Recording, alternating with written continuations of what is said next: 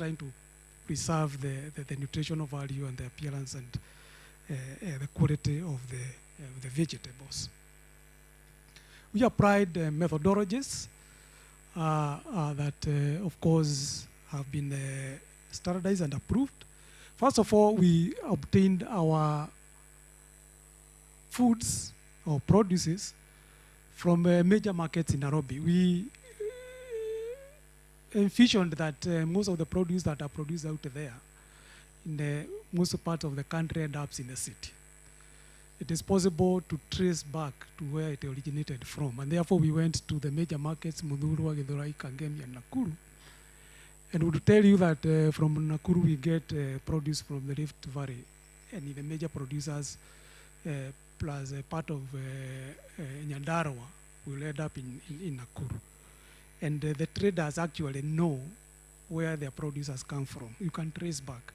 If the trader is not very careful, very sure, then we have the transporters, and therefore you can really trace back. From Kangemi, of course, Nyandarua as well, and that part of our country ends up in Nairobi, in Kangemi, plus part of Nairobi, Limuru, and all that area. Then Githurai is the central part of the country. The produce will end up in that area, Nyeri, Meru, all that areas. And then, of course, Muthurwa, they have produce from almost every other part, but mostly from Kajiado and across the border. We tried to restrict ourselves to the local produce, so we were not very careful about what comes from outside the country. So that's how we were able to capture our produce and cover the entire country. I mean, the major producing regions in the country. And those are the 4 produces that we are working with. And from that, we were able to get 45 samples. Those 45 samples were taken through a laboratory analysis to test the presence of pesticide residues. We applied state-of-art methodologies that are there in the country. And we were able to analyze non-targeted analysis. We did non-targeted analysis, meaning that we just subjected the samples to analysis and it gave us any residue that could be there. It is able to trace over 500 active ingredients. And from there, that is what we are saying that we're going to see the results of what we got. But then we did not stop from that. We now moved downwards and used those samples. Of course, we got the results first. Realized that there's a gap there of 7 days. As we were waiting for the result to come back, we stored our samples. We didn't know whether they were positive or negative. We stored all of them. But then when we got the results, we could tell that this batch is the one that was positive because we just selected a few. And we stored that for 7 days and subjected that one out to a second testing. Now we are in the second part of the project that we are calling the pesticide reduction study. So storage alone is one of the treatments. But then after that, we took the rest to other procedures there. But I would want to say that for onions and tomatoes, of course, they behave differently. They will keep them in room temperature and they will stay and change different for 7 days. But for spinach and kales, you need to refrigerate. Otherwise, they will just go yellow. And that's what we did. That's why you can see some are refrigerated, others are left at room temperature. But then, of course, when we went out to the 7 treatments that you are going to see there down, we realized that the vegetables, that is the kales and the spinach, had already changed. So we got fresh ones. That's the big arrow here. We are saying the fresh kales and spinach. But then we got all that. And at that point, we realized that though they were positive in the first baseline study, the positivity was very sporadic. We could use that to do the second part here of the treatment. Because at treatment, we want to use standardized exposures or concentrations that we can look and see to add this amount. We have cleaned to this amount, what is the percentage? And therefore, we had to expose.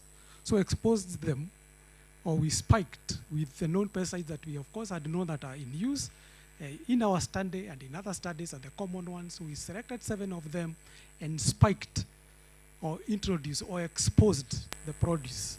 We gave them 40 hours to hold, and then we grouped them and now did the 7 treatments. And the treatments we are talking about here is now what other presenters have talked about: the branching, the soaking, the cleaning, and we are going to see that in details, right?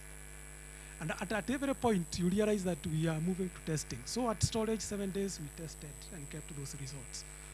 After exposing before the treatments, that is before cleaning, cooking, and all that, we took a representative sample and tested.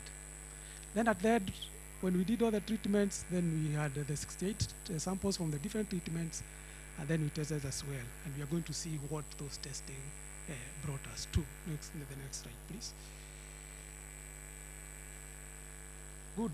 So after, now that is the methodology, then we got results. So these are the results for the baseline study. The first, after we submitted the results, and that's why what we are saying, that 33% of our samples turned positive. We can actually start by saying that 78% of the samples had residues,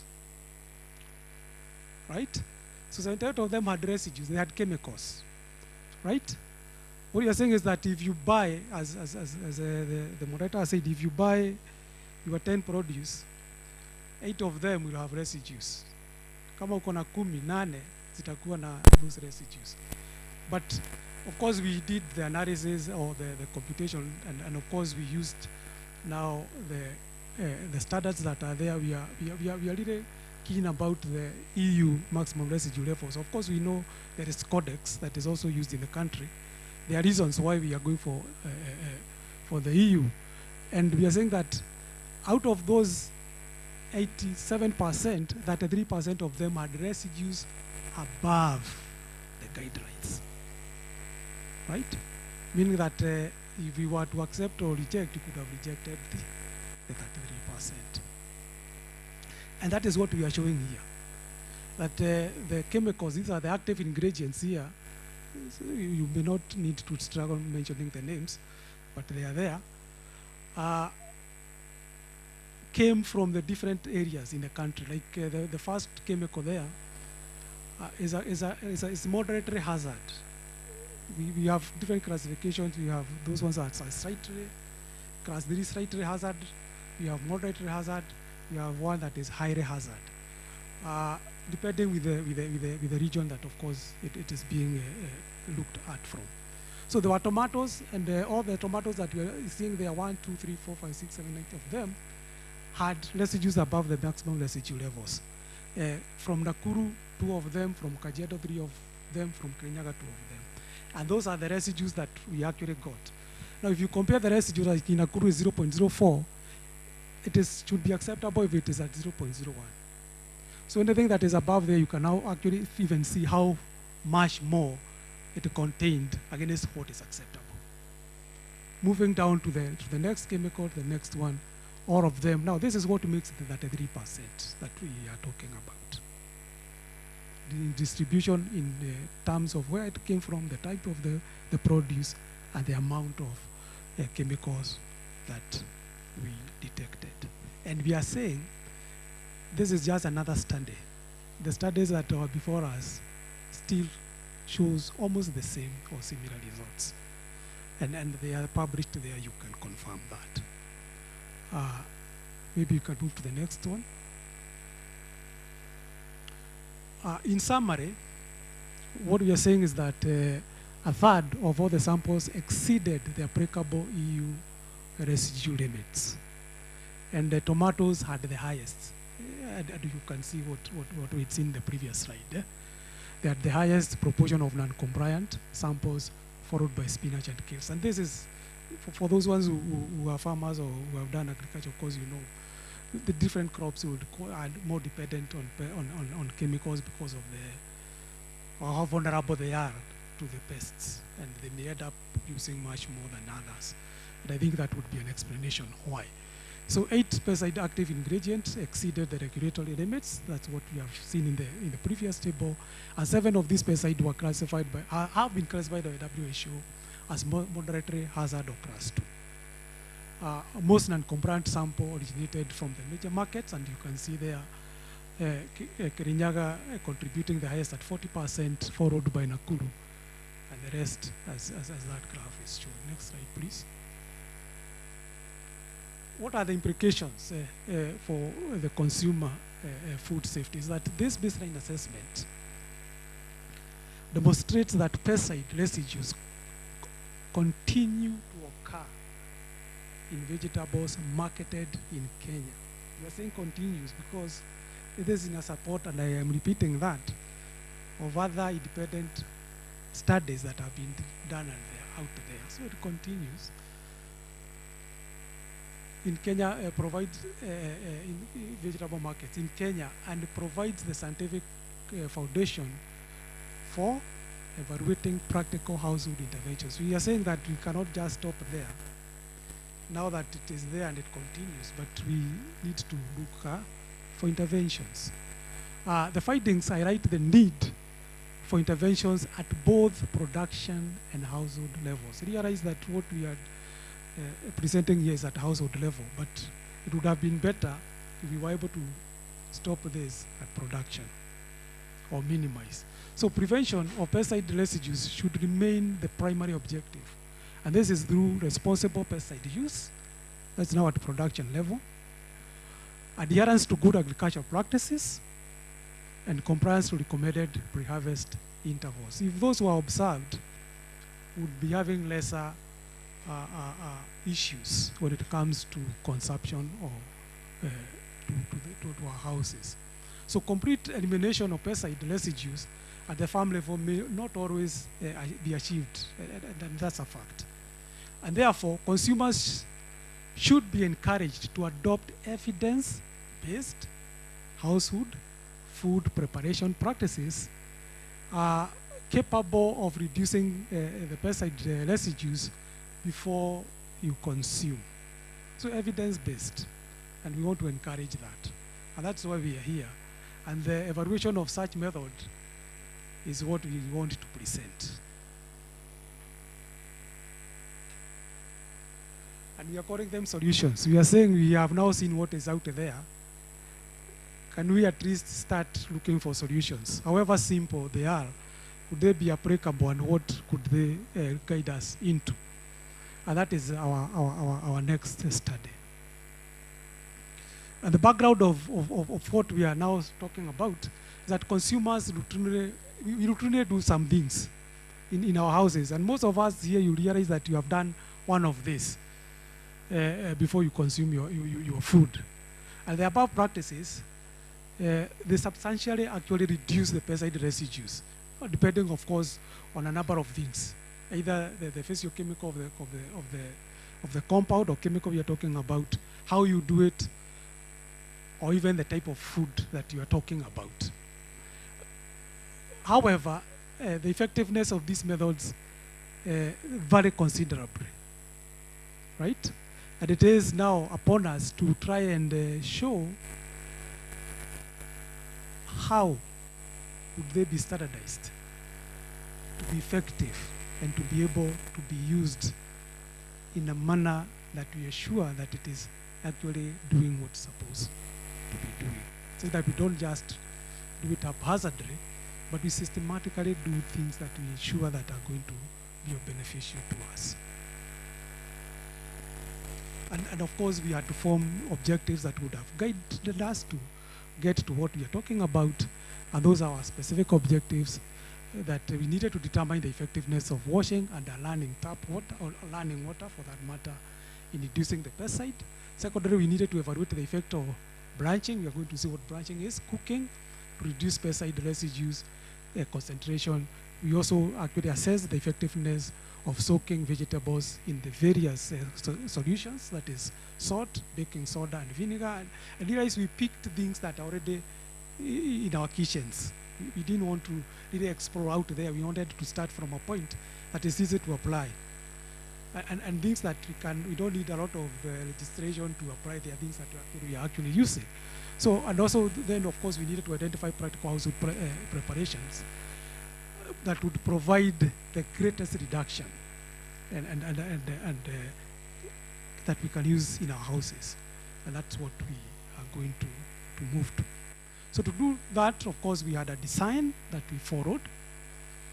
And for good reasons, we had to pick the the 4 types of foods.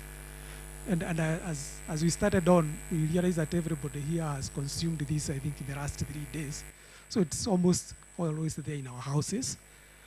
Secondary, they are the produces that we have the highest reportings, as you have seen, of pesticide, and therefore that's what guided us in picking those. So what we did is that we got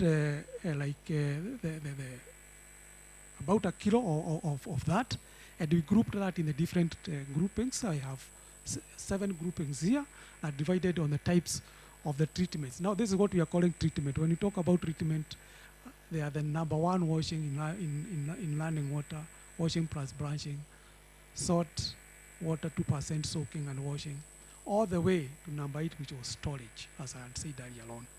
To do that, we had to do that in 2 brackets. That's why you can see ×2, because we needed results that could be analyzable and repeatable. And therefore, we analyze in 2 brackets. That's why we have 2 of them. Then, at the end of it, of course, we had now what we are calling the post-treatment samples and the pre-treatment samples. So what we are saying that after exposure, as I had said earlier on, we picked representatives from every group, tomato, onion, kales, and spinach, and had the 4 pools. And that is what we submitted as 8 samples as controls before we do any of the cleaning. But then after that, we exposed, and this is what we are calling the post-treatment. Went through the cleaning, and resubmitted that as 64 samples, a total of 72 samples for that analysis. So it was a controlled pesticide exposure for the vegetable samples, meaning that we knew the amount of pesticide, we determined the pesticide that we were introducing. It didn't matter whether it was positive or negative. What mattered is that we had the produce that we exposed a known amount. And then after exposing that known amount, we tested. And therefore, we knew it had, because we needed to have a starting point that is standardized. So application of the selected household preparation methods, then we applied the methods that we are going to see in a short while. And then we did the quantitative determination of pesticide residues. Now, after treatment, let me start before treatment and after treatment. That is before. We went through the cleaning, and then after that. The effectiveness of each preparation method was then assessed by comparing the post and the pre, and those measurements of the untreated control samples of the pre-treatment. So we did all that, and we are going to see that in the next one. Before now, of course, we see now the results that we got. I want to take you now through the detailed methodologies, or what we are calling now the treatment. And this is what we have tested, and from the results that you get, you realize that why we are making details is that because we want this one to be methods that can be applicable. We want methods that can be adopted. We want to convert people here, right? And we want to have ambassadors that will convert more.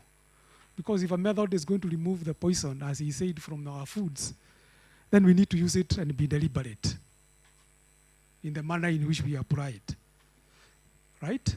And we are saying we are starting with a simple one, just cleaning or washing in running water. And the way to do that is just you allow water to run through, and you have your produce there. Forget about this. It's just by being a bit scientific. Over 170 mLs per second. It's just a continuous stream of water. You know, when you're presenting science, you have to have numbers.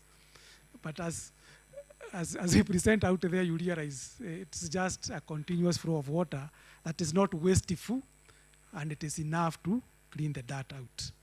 But then you do that for about 2 minutes to make sure that you have cleaned everything. Of course, it depends with the nature of your vegetables. If they are soiled, it may take a little bit longer. If they're relatively not soiled, then of course it may be different. But that alone, you'll see what happens when you're able to do that appropriately. And of course, we had 600 grams. Now you understand why 600 grams of wishes, because every laboratory analytical sample requires 300 grams. And we wanted to do this 2 times as 2 batches to have 2 duplicates. That's why we did it in 600 grams.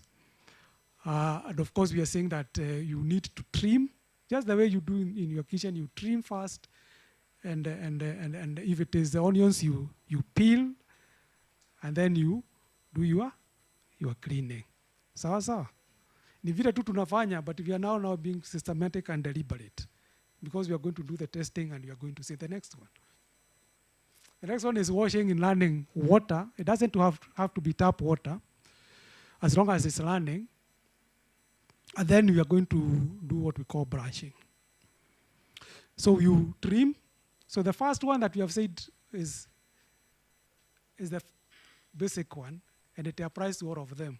As you know, you cannot now go to branch or start cooking without removing the dirt. Si kwanza unaosha. So hiyo kuosha iko kwa kila sample ambayo tunatumia hapa. So we first of all clean, then of course we come now to this one, right? Where we trim as before, but then we wash, as we have said there.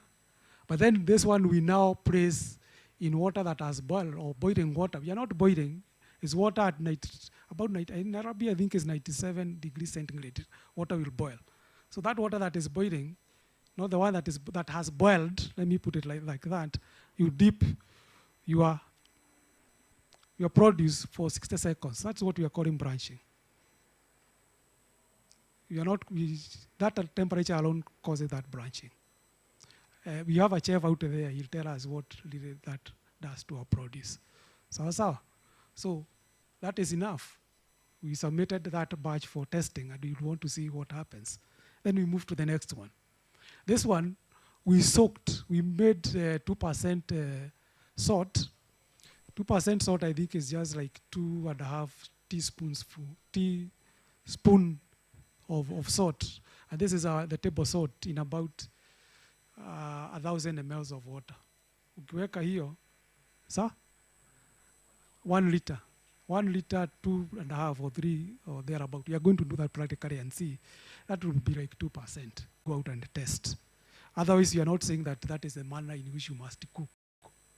If you want yours a bit cooked, you can cook a little bit longer. It doesn't mean that it will do much more to whatever. But of course, we have the science behind cooking that we are going to demonstrate as well. But we are saying if you salt tomatoes for 3 minutes and onions, that alone was enough to take care of the chemicals that we were testing. If you cook kales for 5 minutes or spinach 5 minutes, you can interchange that depending with how cooked you want it to be. Then we were able to take care of that chemical. We now took that and submitted to the laboratory for analysis, right? Then we had another batch that we took through another method. Next method. Baking soda. We also made 2% of baking soda. That is sodium bicarbonate. And we took it through now the same thing. So we said, first of all, we clean off the dirt, we trim. We come in kitugu, we peel off that is dry. Then we soak in baking soda for 15 minutes. Then we clean off the baking soda and we cook in the various manner of cooking. So as we cooked separately, because we wanted to test. But at home, you may have to cook one after the other, depending with the way you are doing your CDO. At the end of the day, they achieve the same. Eh? Yes. Yeah. The next one, which I think is the last one. Then we use vinegar, and we made 10% of vinegar. It comes at a percentage. I can't remember the percentage you buy in the shop. It's not 100%. I think it's either 70% or something. So we made 10% of that. We are going to see how to make that. I think I'm saying that, yes, here. You take 100 mLs of that into 9,000 mLs of your tap water. That makes 10%. That means it's 100% then. And we have done whatever that we have, the routine, the cleaning, the trimming, and the peeling. Then we put it in vinegar, and we allowed it to soak there. Now, and after that we cooked. Now, there's something maybe I've not made very clear, that for our testing, we tested both before cooking and after cooking. I'm presenting that one as one method here, but we got a sample at this point before cooking and soaking, and we submitted for sampling because we wanted to see what does that do even before we cook. And so we had 2 samples. Of course, we submitted that, and then after cooking, here we submitted a second sample. That happened to all of them that have cooking. So every method that has cooking had 2 samples. That's clear? Very good.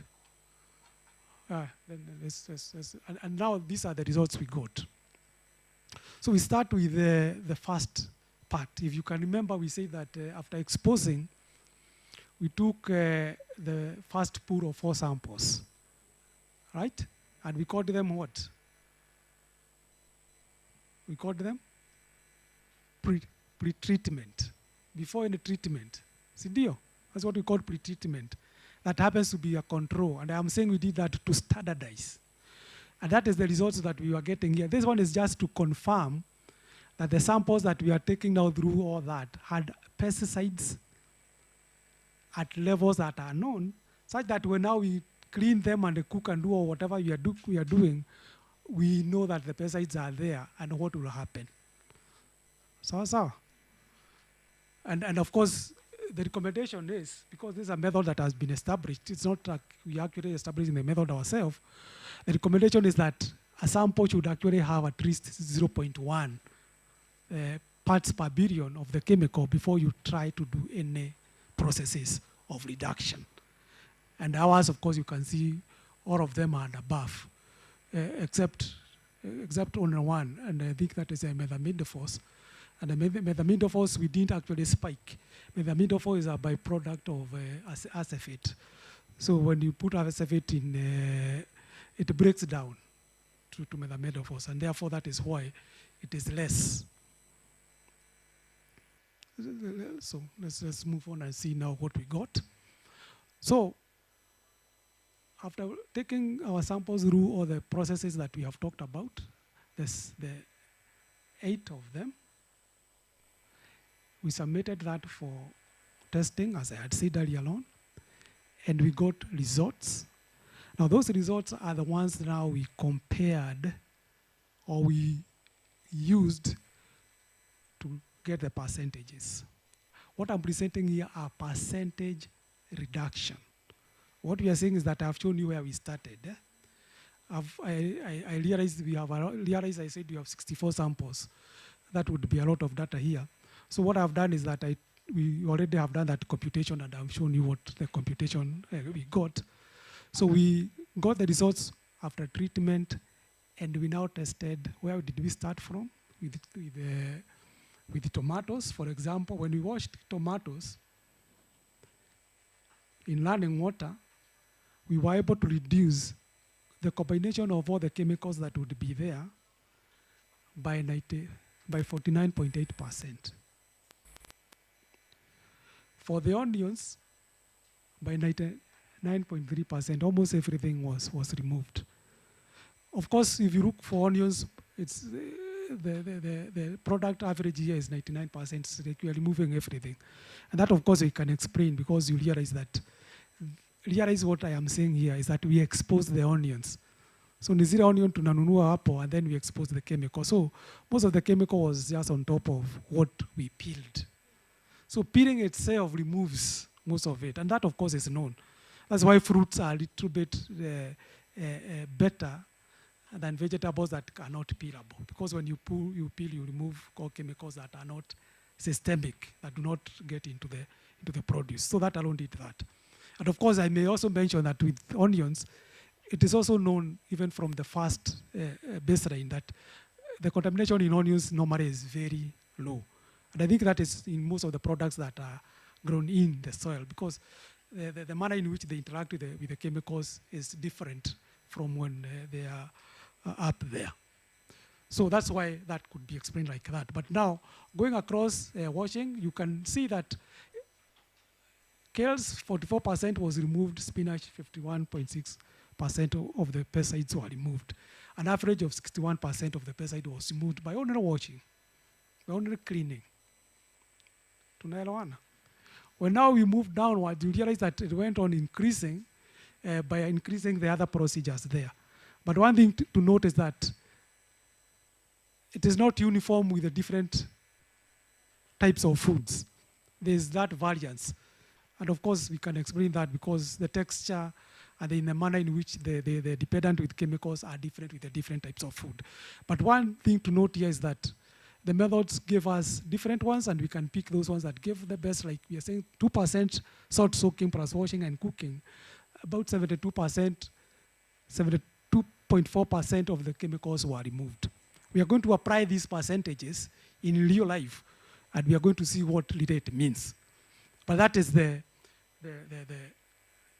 results. Those are the results that we got there. Maybe we can talk about storage here, that when we just stored at room temperature or at refrigeration without doing anything, it is encouraging that even that alone definitely reduced. And of course, that can be debatable. There are some that say that doesn't remove, depending also with the chemical that you're talking about. But because you're increasing the time of interaction, I think that is about to end up in such a manner. Then life application, this is what I'm saying. Now, put now those percentage reductions that we are talking about. We have now determined, using now our second part of the project, we were able to determine those percentages. Sawa sawa? Now, if I take those percentages of reduction and I apply that to the chemicals that were found in foods when we got to the market. Remember the first results that we got? We went to the market and we analyzed those samples. And those are the results that we are showing here. These are results that we got. That's what we are calling the incurred residues. So our produce had these contaminations of the different chemicals. So these are not introduced. These were introduced from the farm or wherever. And this is what we captured from the samples that we got there in the market. But then we were able to establish that if I do 2% salt and I wash and I cook, this chemical here I was able to get 80% reduction. And I was sure if that is done in your house, if you do that in your house, you'll be reducing this by 81%. So. Now, if that is applied, if you apply 80% to this, what does it mean? It reduces to? Now, this one is below the acceptable levels. It is within what should be consumed. And therefore, we are saying that if you apply then the methodologies that we are giving you there, they are able to reduce to these percentages. And therefore, we are able to convert what was rather not applicable or acceptable for consumption to levels that we can accept. Have I passed the message? Right? Good. So we are saying these are applicable methods, and we can show scientifically that they can actually reduce what we end up buying there in the market. Right? And therefore, the graph is just showing what I've said here. It's just a pictorial formation of where we are coming from to the blue one is where it was in the market when we bought. Secondary is if you applied these methodologies, what are we able to reduce to? And that is the green one. Great. There is a lot of science behind doing all that. It is not by fluke. We know that those methodologies have got some scientific basis, and there's a lot of chemistry that takes place in that. Because, and of course, you have to appreciate that is why the pesticides are made in the manner that they are made in. See, deal. Some of them are oil-based because they are targeting specific areas of the plant and specific pests. Others are water-based because of the application. They are they are made to attach or to target specific pesticides at specific parts of the plant. So some are systemic, meaning that they will get into the plant. Others are just tropical application, they just be on top of the plants. That same chemical chemistry that they use in making the pesticide, we are using the same chemistry to try and remove. That's why we are putting salt. That's why we're increasing the temperatures. That's why we are putting baking soda. That's why we are using vinegar to kind of play around with the pH. And that's what we are trying to explain here. I may not go specifically to each one of them. And these details are actually very well explained in our report. All what I've said here is just a summary. We have the details in there. You have moved very fast. Maybe I can say one or two things.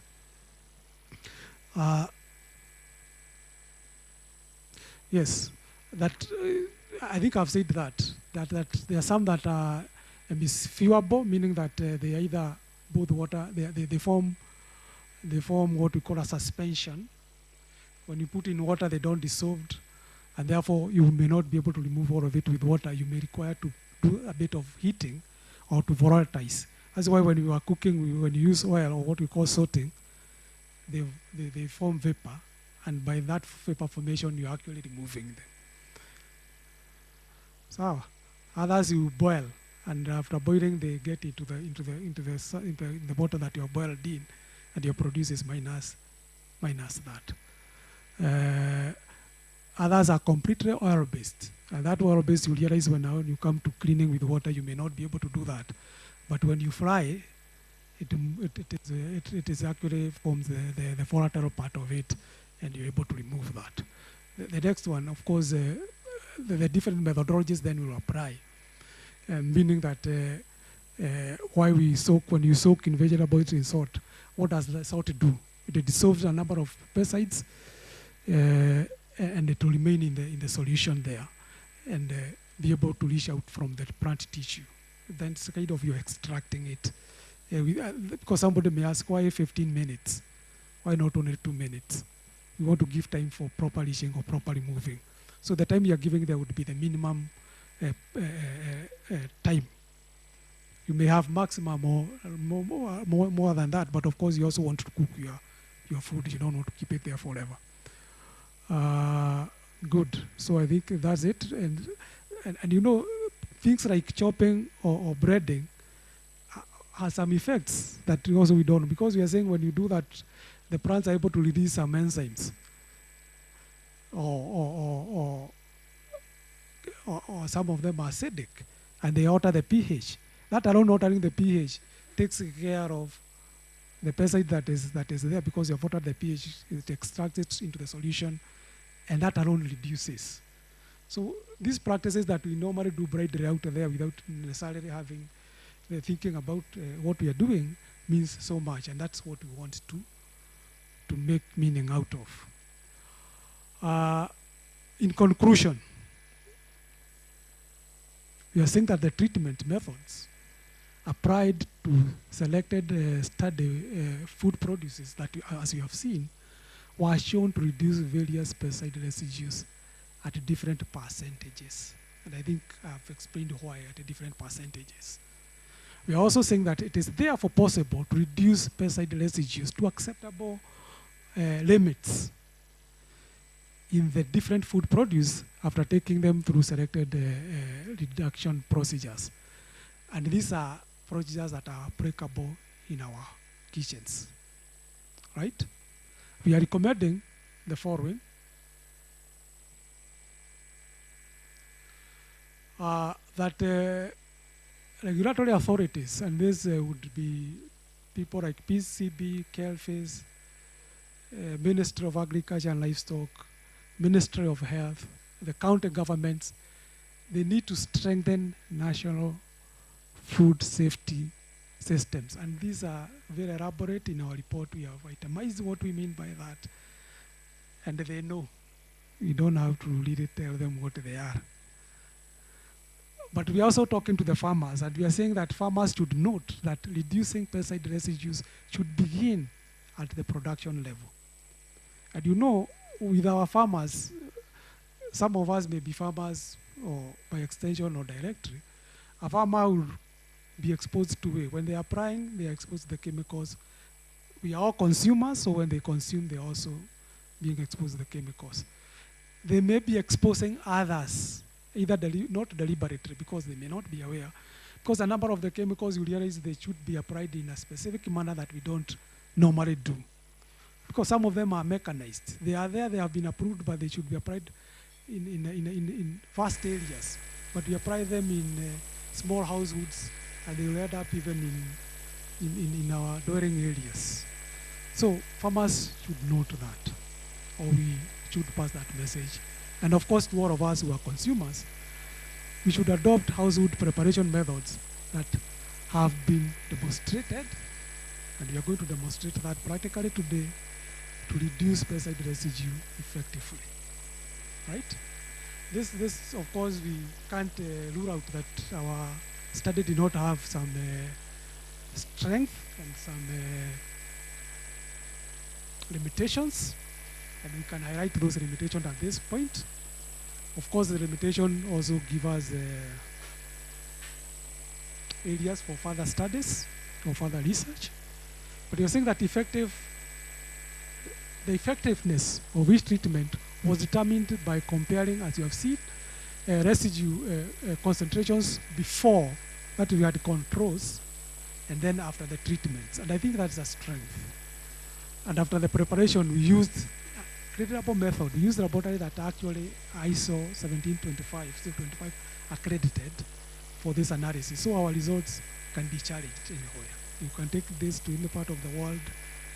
When it is ISO accredited, it will come out the same way. And that's a strength. So study samples, of course, they formed the major part of the agricultural areas, as you have seen. We were able to capture quite from different areas. But we had limitations because every study has limitations. So we could not be able to answer every other question. This study focused on pesticide residues reduction. We were not able to evaluate the nutritional compensation, sensory qualities, consumer preferences, or the economic cost of the treatments that we did. Because of that would also be an important area. And of course, that is something that of course we can do or can be done at another point. I want to acknowledge HBS. They provide the resources. They were there for this work. The Swedish Society of Natural Consumption, they also trusted us. They gave us the finances, and they also enabled us to test the methodologies, and they have been part of this product as the report. We have collaborating laboratories, the University of Nairobi, where I come from, and the Department of Pharmacology, Toxicology, and Public Health, as well as SGS laboratories that ensured that the results were credible and they are repeatable and it can be challenged at any other point. Thank you.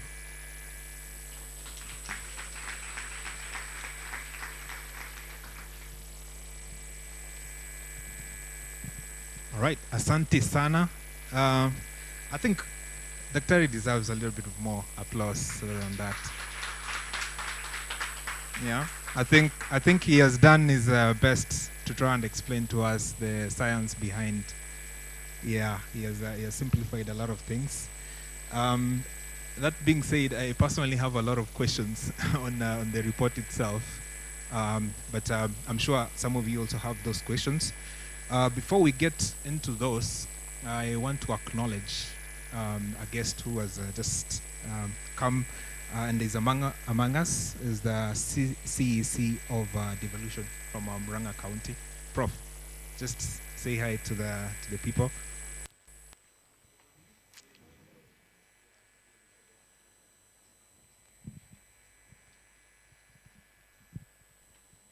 Okay, I'm also being informed we have in our presence the CEC from Kirinyaga County. Yeah? It's in the building. Oh, okay.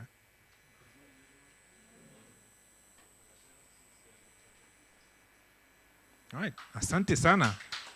So you can see we have a very distinguished guest among us who will be able to actually take these results to the counties as well. I mean, my first question was, Daktari, you mentioned that you supposed to soak your vegetables for 15 minutes. Why not 20 minutes? Why not 10 minutes? So I think that's some of the questions you'll get to answer us.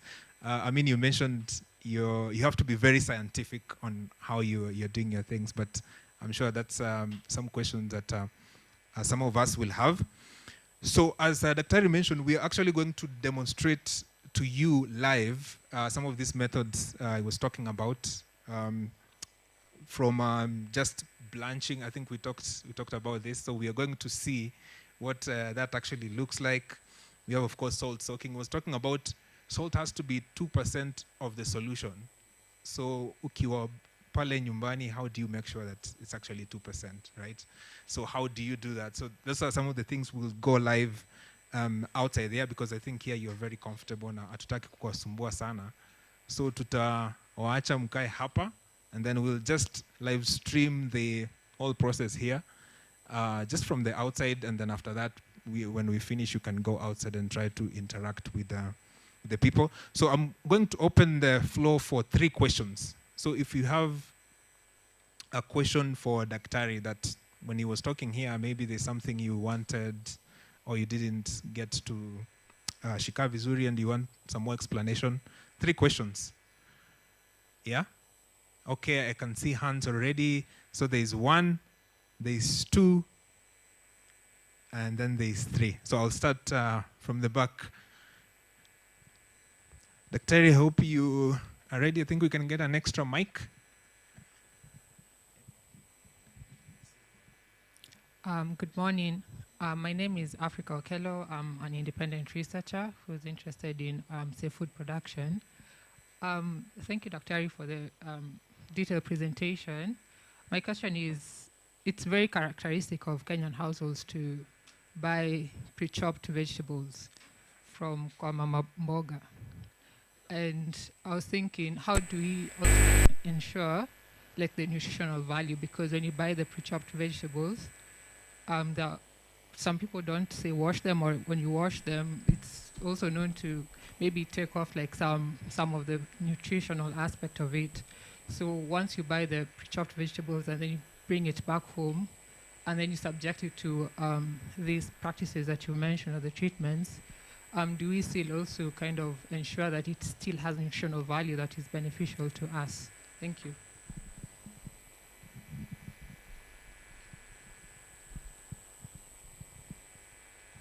Hello, good morning. My name is Eugene from Action Grid for Trade and Sustainable Development. Thank you, Dr. for a very good report. My concern is how you got the data in terms of how at the moment we are doing about ESC, regional trade. I was wondering, how were you so sure, for example, one item like onion that was gotten from one of the markets was not from Tanzania or from other regional countries? How sure were, because we are talking about Kenyan onions, but the current trend that we have now is we have exports. We have imports from, we are importing country in terms of onions. So how sure are you that these products are not from other countries? Thank you.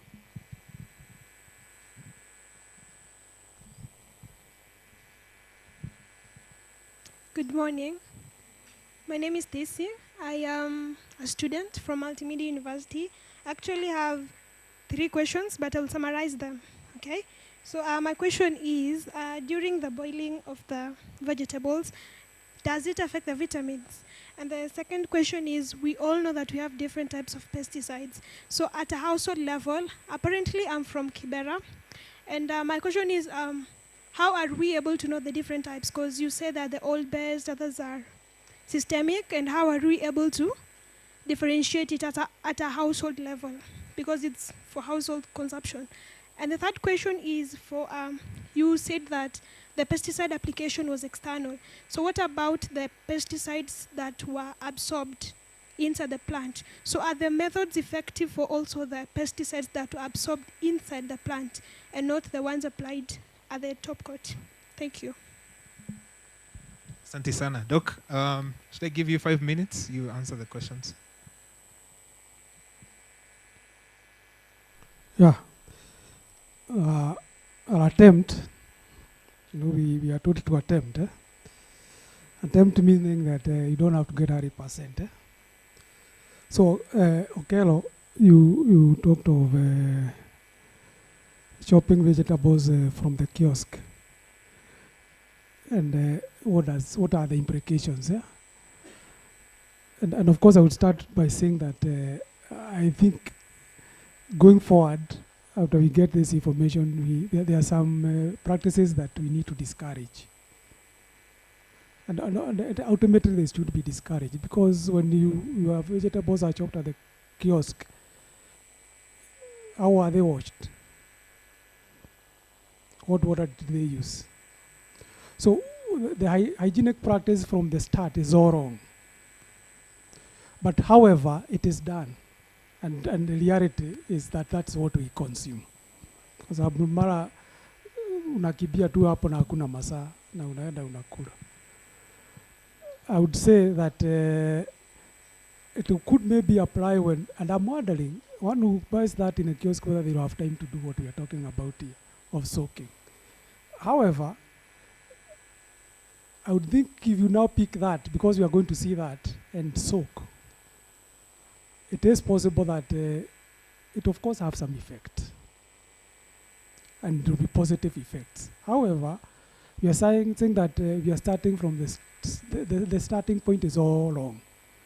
And it should be discouraged. But if you find yourself there and you have, it is possible to do the soaking and move on. We of course do not test that one. And those are the limitations that we are saying. Going forward, there are a lot of gaps that one can actually do, and that actually we are going to front that and see how possible is that, because we need to apply this to real situations that we are living in, and that is one of them. So Eugene, you talked of traceability. I think that is an issue of traceability. How sure are we that what we are saying is from Kirinyaga is actually from Kirinyaga, or what is in Narok did not actually come from Tanzania? It would be a limitation also, because the ideal would be to go to the farm gate and buy yourself. But we wanted to capture a reality that we are dealing with, meaning that when you move to the market, you buy from the vendor who is there, you go and cook. So we wanted to capture that. We therefore had to look for a method for traceability. And the method that we use is that we went to the transporters and we trusted them. That the people who is transporting that is telling us the truth. Somehow, when you interact with the traders, you come to appreciate that produces are different. The tomatoes that they grow in Kirinyaga are completely different from the variety they grow in Kajiado at a certain season, because I think they're also seasonal. And the trader will actually can tell you, no, this one, see at Tanzania, here near Kirinyaga. Currently, Kirinyaga are growing the small ones, they know them. And you cannot get these big ones from Kirinyaga. So they know, if they don't give you the, you're able to extract that information properly, information is out there. But are they trusted to give you that? Or are you trusted to get the information? I think it's Teresa or somebody like that who is asking whether the boiling affects the vitamins. Realize I indicated that one as a limitation that we did not test for, that can be tested. However, we limited ourselves to cooking practices that we are already doing. We didn't invent a new way of cooking our foods in the kitchen. We only applied, and we used the manual, and it's called the FAO Kenya cooking recipes that has all that. It has been standardized, and I would want to believe that that has been taken care of. However, that can still be tested going forward. Now, what I presented here are methods that are able to take care of the pesticides that are in or on. Maybe I did not emphasize that. So it is not only on, but it is in stroke on. Because I know I say that we have different ones that are either tropically applicable, others are systemic, they go inside there. When you chop them and cook off, when you are testing, when you took that sample for testing, it has to be completely crushed and juice extracted. So whatever we are testing there is from every part of the produce. There would be limitations that when you are cleaning, you cannot clean the inside. See, deal. And that is why most likely it was the one that removed the least amount. But the beauty of it is that however the percentage that you removed, if you apply that to real life of the exposures there, you can see the reduction is coming down to acceptable levels. That's the beauty of it. Thank you. Thank you, Doc. Before I let you go, there's a question I asked you in the preparation. You were saying you should put it in water for like 15 minutes, and then you continue. Why 15 minutes? Why not 20? Why not 10? And there was a question about running water. So typically at home you usually put water in a basket, alafu unaisukuma hivi, and then unaanza prepare. So why were you specific on running water? Good. For the timing, that is the minimum. I said I'm attempting, so other people can still answer that. The 15 minutes is the minimum. Minimum time that you can keep there for that interaction to take place. Because as I explained the science behind it, you realize that some of it may require pH to change, then extraction to take place. So 15 minutes has been tested as the minimum, right? Maximum depends with what you're doing in your house. It doesn't mean that if you soak more than 15 minutes, you're going to, I'm not sure it will really degrade anything much than, the quality of your produce. It will really consume more of your time in the preparation of your food. The 170 mLs per second of water that is running in a tap, I said, and I want to repeat that is a scientific presentation, but when you go out there is just a stream of water that is not wasteful and that is able to clean the dirt or to clean whatever that is there effectively from your produce. If you just tumbukiza in a basin and then remove, what would that mean? You are washing, fine, but you are still picking the waste back. So it will be carried in whatever you remove. That's why we want to pour water such that the water cleans off whatever is. Yes. We will answer those questions. I think we have another section of answering the questions. Yes. Asante sana. Thank you very much. I think that's well answered. I'm not sure what we're going to do to our mama mbogas huko. Wanatumbukizanga tu kwa maji yao and then wanakuambia ziko ready. You know, some of us tukienda kwa mama mboga, maybe uko late tunamwambia sioni nikifika hapo wewe nikatakatie, nikifika hapo nafika kama anachukua. So I think this is a practical thing that we can actually go to them and explain instead of usually dipping it in water. How about tafute tu katap mahali uko unaoshea, and then that one drastically improves it. So as I promised you, we are going to give you a live stream.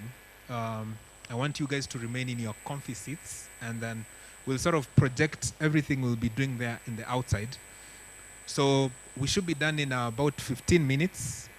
We have a panel of experts when you wanna fanyanga hizi vitu on their day-to-day lives, and they will really be able to demonstrate us very well.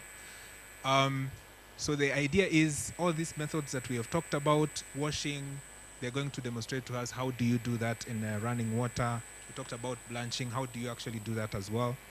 Salt soaking. So all these methods, watatuonyesha. I think my camera people, are we ready? We can get an out in the outside. Just give us a minute. We set up the mics. Alafu can just follow us as we go on. Yeah, I'm not sure if your neighbor needs something that needs to be explained. You can be doing that as we walk on the outside. This mic itafika huku ndani. Can still hear me? Yeah? Good. So all things, this is live chef.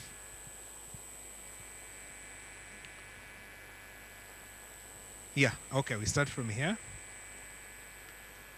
Still walking. Mic check, 1, 2. Can still hear me? Yeah, good. Yes. I think you can get me loud and clear. I hope so. Yeah, good.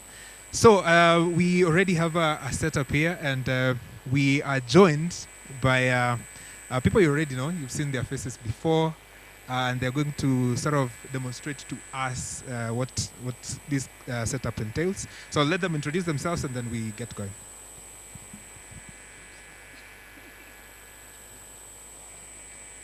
Hi everybody, my name is. I do videos around and on studying. I'm so happy to be here. Hi everyone, my name is Simpuyemi, food content creator.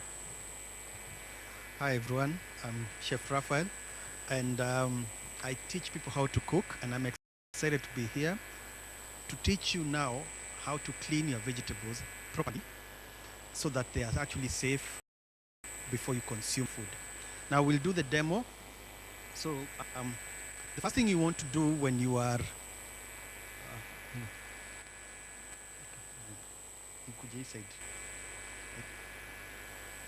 focus on this. So the first thing you want to do when you first buy the vegetables, first of all, when buying, it actually matters. Look at the vegetables, look at the freshness. Something like onion, what I usually do is to press on it to see that it's not rotten. Tomatoes, the same thing. We always look at the nice looking ones. But now what we are going to concentrate on is the cleaning first. Once the vegetables are at home, the first thing you want to do is to clean the vegetables before use. Now we will demonstrate how to clean. Get the jug. Now,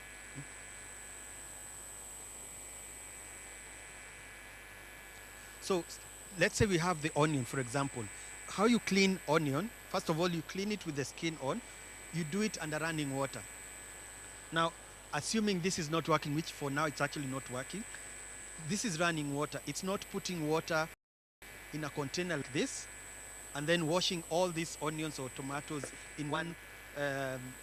What will happen is that this water will actually be dirty, and there's no cleaning that will be happening. That's why we do the running water like that. So after cleaning, you put it in a clean container. Now that is the first step of cleaning. The next step is tomatoes, for example. Same thing, running water.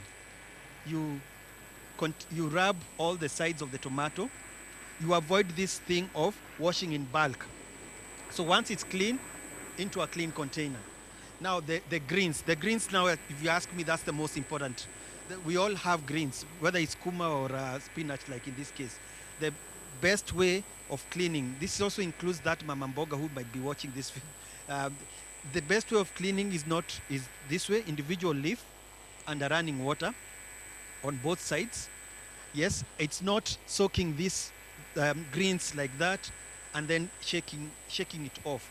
The idea is to make sure that each side of the greens, check another one, is actually cleaned thoroughly, because again, we're talking about the pesticides or sometimes small ants or animals or snakes sometimes.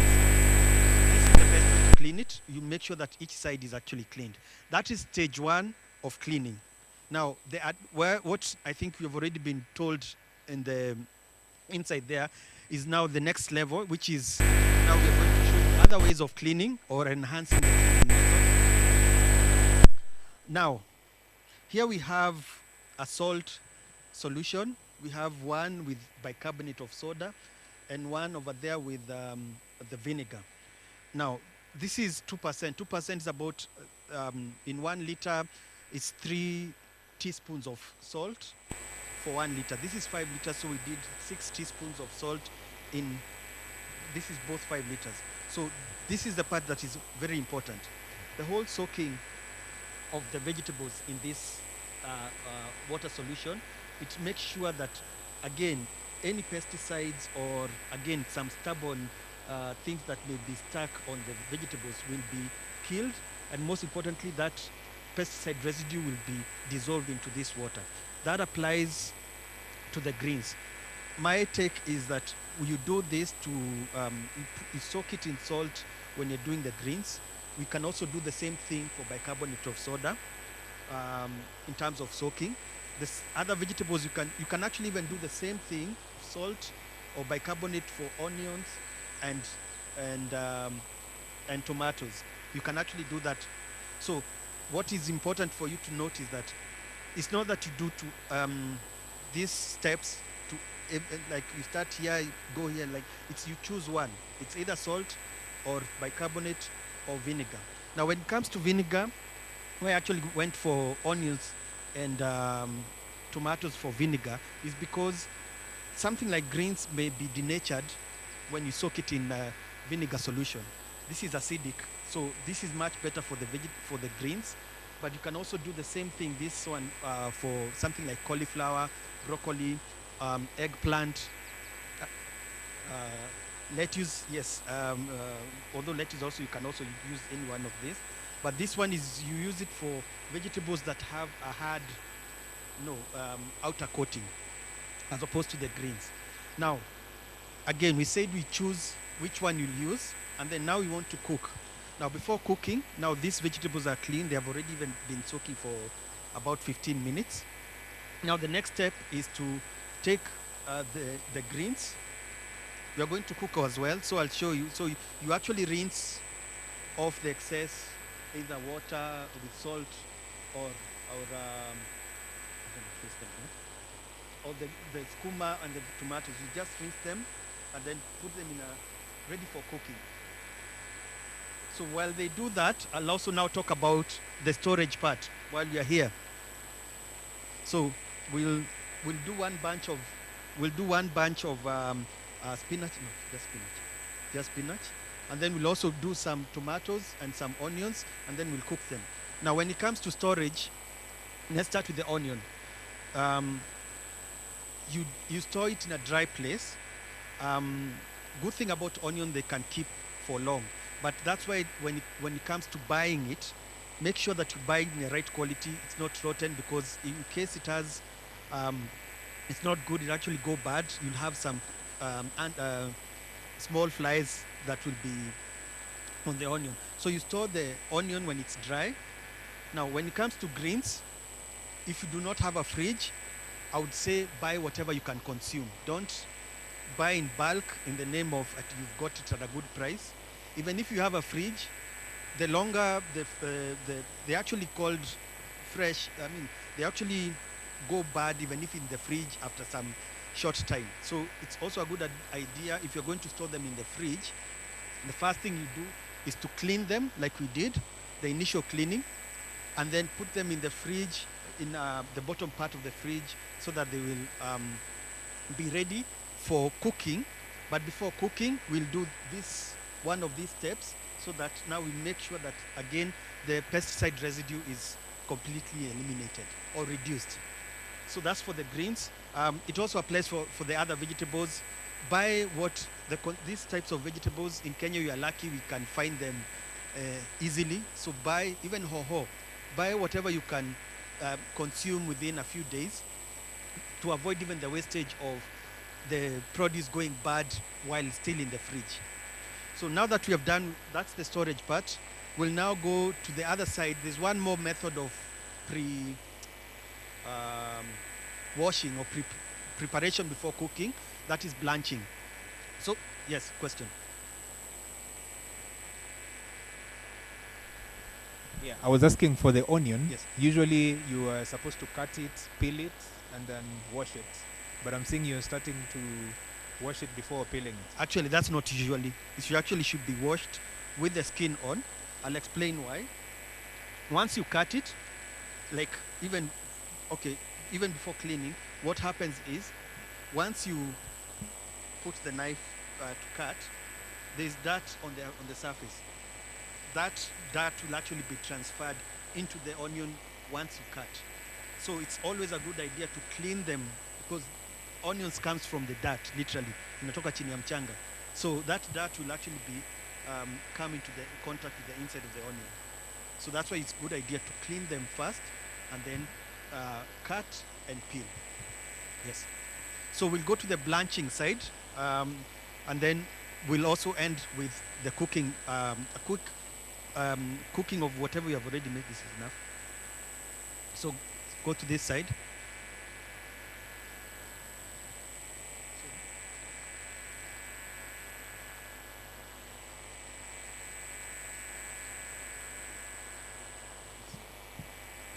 So there's the other part for blanching. Now, what is blanching? Blanching is pre-cooking. This applies again to vegetables. Many things is just, it's a method of cleaning, like we want to do right now, but it's also a method of preserving the food. Once, especially this is, you asked me, the biggest culprit. Sometimes, even for me, when I'm cooking at home, it has that, we call it acid. But the thing about blanching, especially skooma, it will reduce that amount.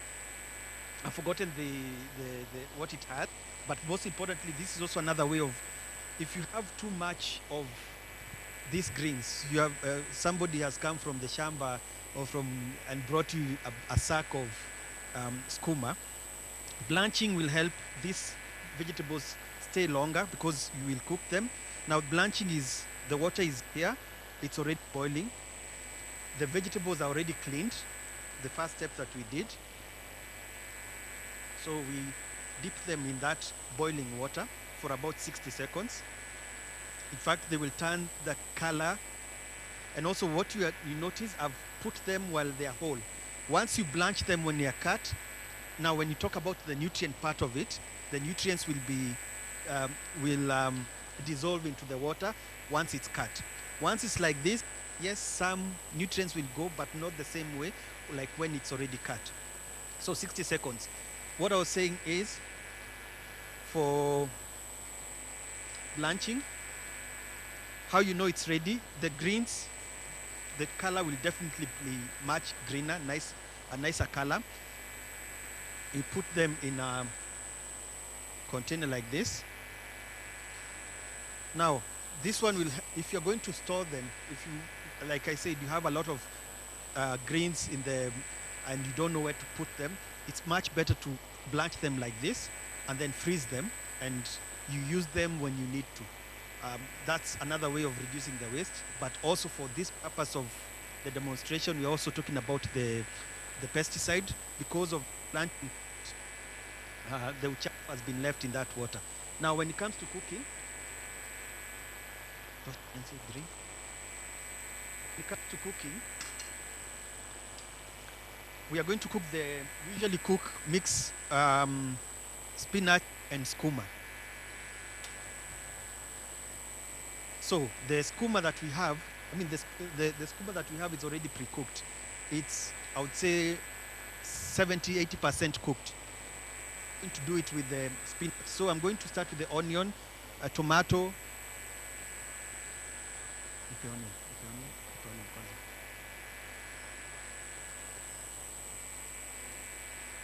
Okay. So the kitunguu is nice and clean. Now, how much is up to you? We'll not do the cooking. If you want more cooking demonstration, I do this on my platforms on YouTube, and so you'll follow me for that. So what I want to do is to show you yes, a little bit of oil. So how much oil? This is now, let me also get a little bit technical about cooking. How much oil is actually dependent on the amount of onion you have. The onion, to me, the oil is for cooking the onion. Don't put too much onion, don't put too much oil in the name of you have too much greens. The onion, no, the onion is the one that will guide you. If you put a lot of onion, which I think is also a good thing, there's nothing like too much onion. But there's something like too much garlic or too much salt, but onion is always good. So you use the amount of oil that will be enough to cook the onion.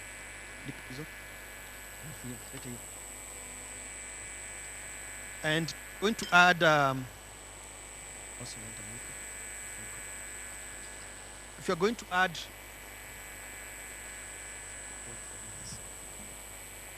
now, when it comes to cooking onion, again, this is now from the technical part of cooking, you want the onion to be soft.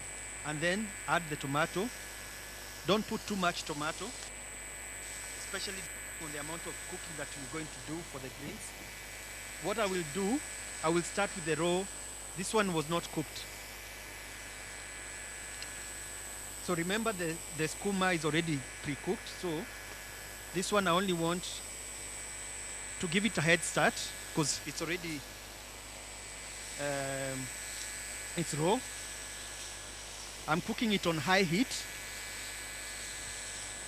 to avoid that water. You know, whenever you're cooking, whenever you see you're cooking greens and it's producing water, it's because, first of all, it's too much greens for that amount of, no, the fire should be high to avoid that water from,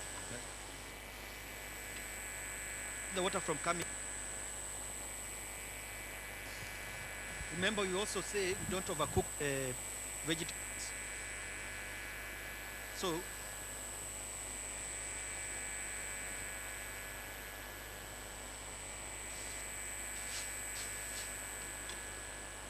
and then a little bit of salt.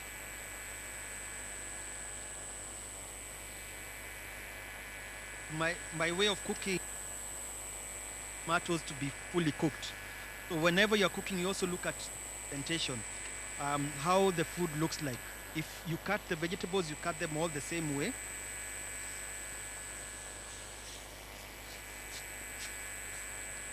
Which is the camera that you're viewing from? Actually, this one is that one. It actually smells really nice. I don't know if you can smell it.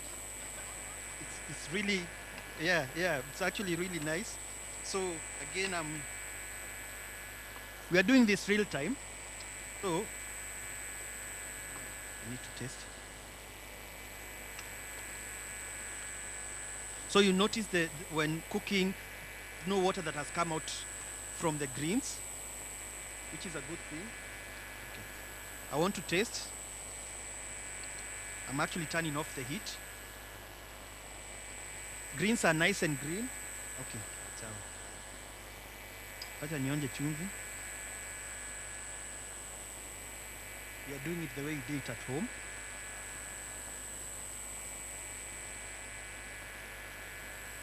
Garlic.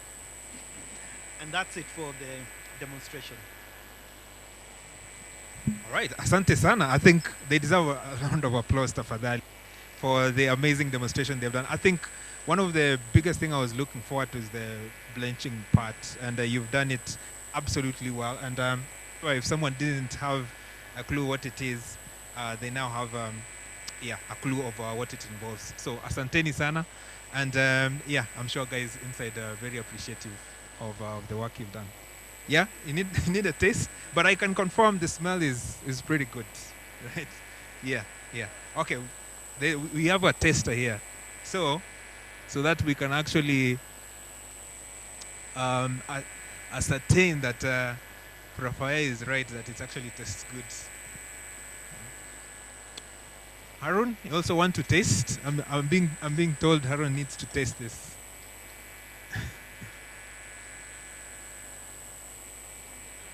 Yeah. I want to confirm the salt, if it's actually in the right amount.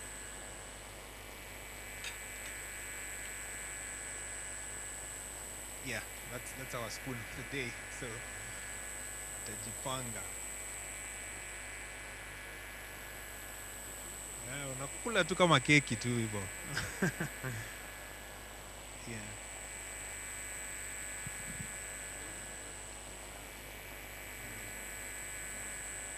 Yeah, you can confirm? Very nice.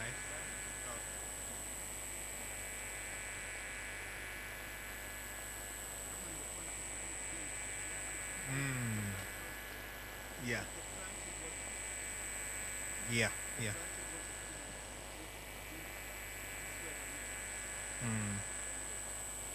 All right. Santi sana. Yeah, that was pretty good. Joachim also want to get in the action.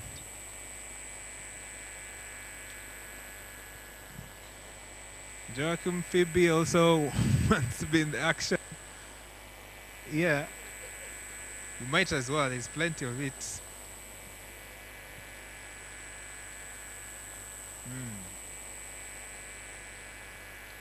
Good. How is the salt? My first reaction was maybe add a pinch of salt, but then while consuming it and eating it, the flavor expands and it's very nice. It's very good because yeah. I would also add Dania to this, to be honest.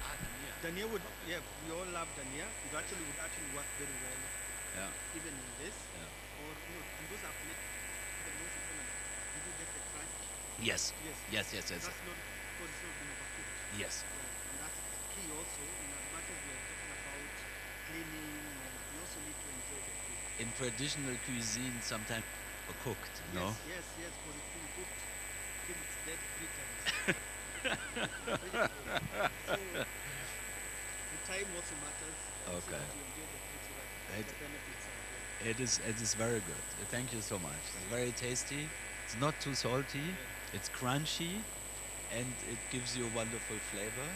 It's like great Kenyan cuisine. I like it very much. The ugali was here. It's where now. That's why now ugali shines. When the combination of this, even without the meat. Yeah. That's where ugali shines. Yes. The ugali comes from this. Okay. Thank you so much. Asante sana. I mean, the only thing we were not able to ascertain, I think they said once you do blanching, I think you remove like 70% of the chemicals that might have been there. Yeah. When they did the test, they actually tested it. So me when I'm cooking, in fact that validates when I blanch what happens. But also remember, you can still go through the cleaning process, and yes. Yeah, I think that's pretty good. So this was very well presented. Thank you very much to Sue and yeah, Christine. Yeah. Yeah.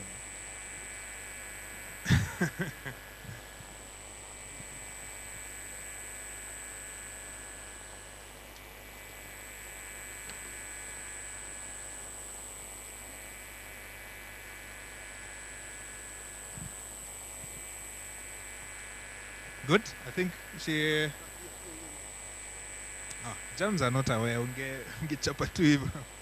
Yeah. Yeah.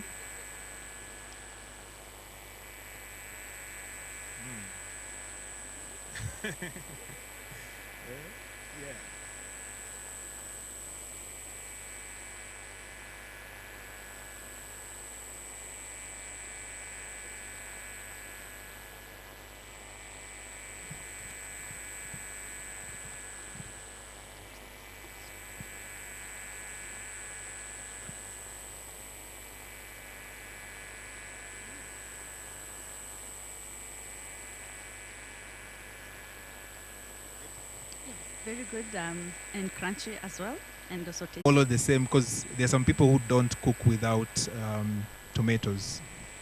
I don't like adding tomatoes to my burger, but it's good. Sometimes when you don't have, let's say you don't have nyama, you can add it, but it's actually. You brought out a good point. Nyanya is optional, but it depends on why you're adding it. If you're I'm added it for the color, because nyanya also is acidic. So I also want it to, yes, nyanya is optional. If I want kafirifiri kombali, I can still add. See, yeah. So it's preference. But if you ask me, onion is the main ingredient. Yes. Yeah, it's so good, it's well balanced. In the input for nyanya, I think basically most people use nyanya if maybe you don't have a stew, a beef stew to go with it, so you put the nyanya and you do the ugali. Yeah. So you're also in the category of not using nyanya, say? I do at times, depends. If I don't have meat, I use It just goes so well. Yeah. Okay. Yeah, I think that was pretty good. I think, yeah, you have a question? Okay, Mr. Chef,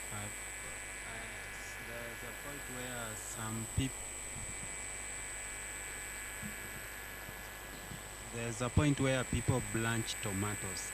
Is it advisable removing the outer skin, then using to fry whatever Yes. they are frying? Okay, very good question. The whole blanching of tomato to remove the skin is to avoid the strings that comes with nyanya. But once you cut nyanya into small cubes or even you blend it, then there's no point of removing the tomato skin. And then again, why will you take it?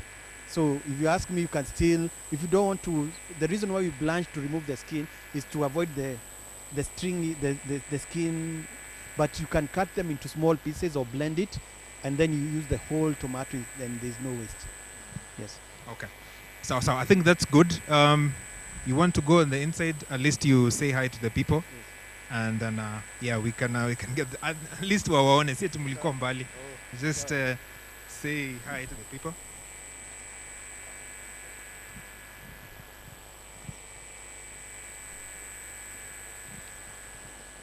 Yeah, niliwambia mambo ni live. Mambo ni vulai. So karibuni sana. This is our chefs. I hope you guys have enjoyed the Kaliru cooking that was happening in the outside. Round of applause to our chefs, tafadhali. You can do better than that. Yes. So yeah, I was telling you some of these things that Daktari was sharing with us, from the blanching or the using of vinegar. I think they have done a very good job demonstrating to us, yeah, how you should do it at home. Chef, you can just introduce to the guests and some of guys who don't know, maybe they can follow you as well on socials. Yes. Raphael Ndaiga is my name on the kitambulisho, but I also go by the name Chef Raphael. And what I say, I'm bringing cooking back. What I've been doing for almost 13 years now, since 2012, is to share my knowledge. I'm trained chef by profession, and nikapata bahati, I traveled abroad and then came back to Kenya. And what my mission has been and is to try to demystify cooking, to show you that it's not rocket science. You can still, to be honest, cooking is also an art and also a science, but what I try and do is to break it down in a language that you'll understand. And like what we are doing there is just to show you that Daktari will be very technical. But to be honest, whatever I've demonstrated, it applies to anyone and everyone in terms of the way of doing it. I'm happy about this. I'm actually happy about this thing of this particular topic of washing. I've just remembered, I've not done it extensively when I'm doing my content that I do, but I actually managed to take some content which I'll share online. And if you want to learn more about cooking, I'm online as Chef Raphael. Just Google Chef Raphael. Mmoja tu wa Kenya. So, and follow. Hi everyone. My name is Sherwino. I do videos around cooking, farming and homesteading. I'm so happy because I'm so happy to be here because now farming has become part of my life, kabisa kabisa. Because now I have a farm. All these things that you've done here, I most of them are like soaking in salt. Those I've not done, but the washing, blanching, those I do, and I'm so happy to be here. Yeah, I do. Yeah. Additional to that, he has just reminded me I do organic farming. So teaching people to clean their vegetables to keep away pesticide is also something that is really good because I don't do pesticides and all that. So yeah, thank you so much. Hi everyone, my name is Simpuriemi. I'm a food content creator. Basically, if you go to my channel, I mostly teach people how to use appliances, modern day technology, and how to cook very fast. So I have different appliances that if you don't know how to use, you can just check my channel and you get to see and know how to use those appliances while cooking and make cooking very simple and easy, quick and fast. Thank you. Yeah, yeah. I think simple. There's a time you will blend two cookie yote and you can make soup. I mean, is that even cooking? How do you call that? Why blend? What was the rationale behind blending the whole chicken? Oh, basically I was just showing how powerful the blender is because I remember.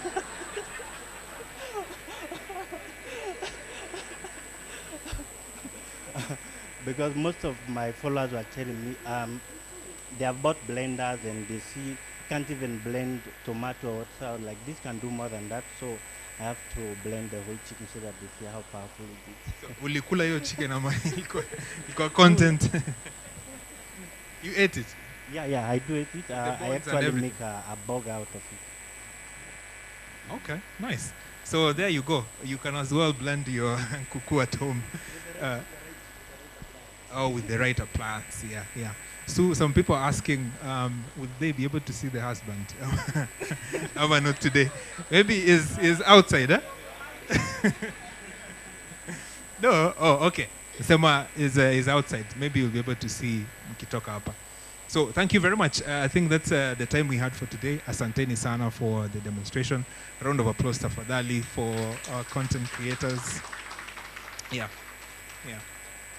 All right. Yeah, we told you today you are going to learn live. I mean, we showed you the scientific side of things, but we wanted to also show you how you can do them yourself at home. So I want us to move quickly to our next segment.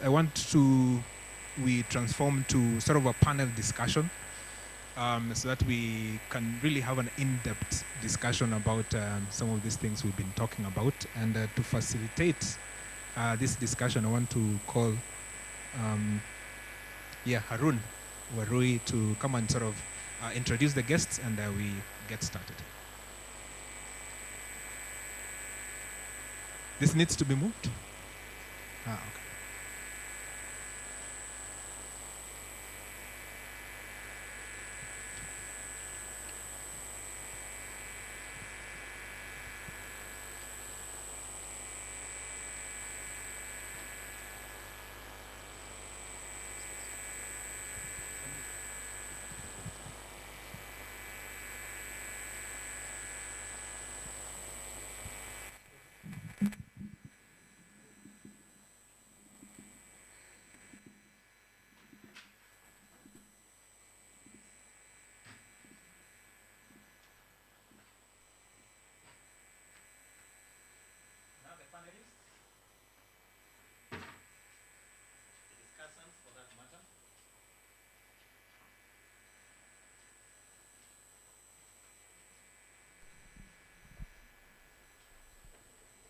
Dr.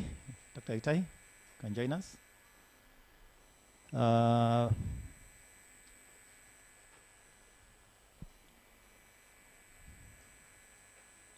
Madam Brenda Sikolo can join us.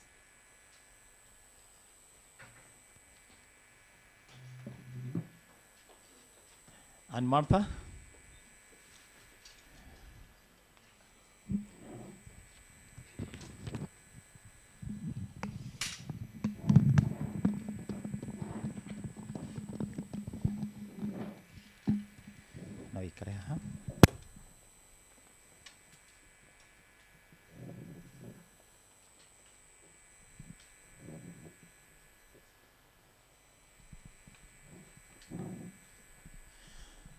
So, ladies and gentlemen, welcome to our next session. It's more of a discussion rather than a panelist session, whereby we will be discussing on key issues around our topic today.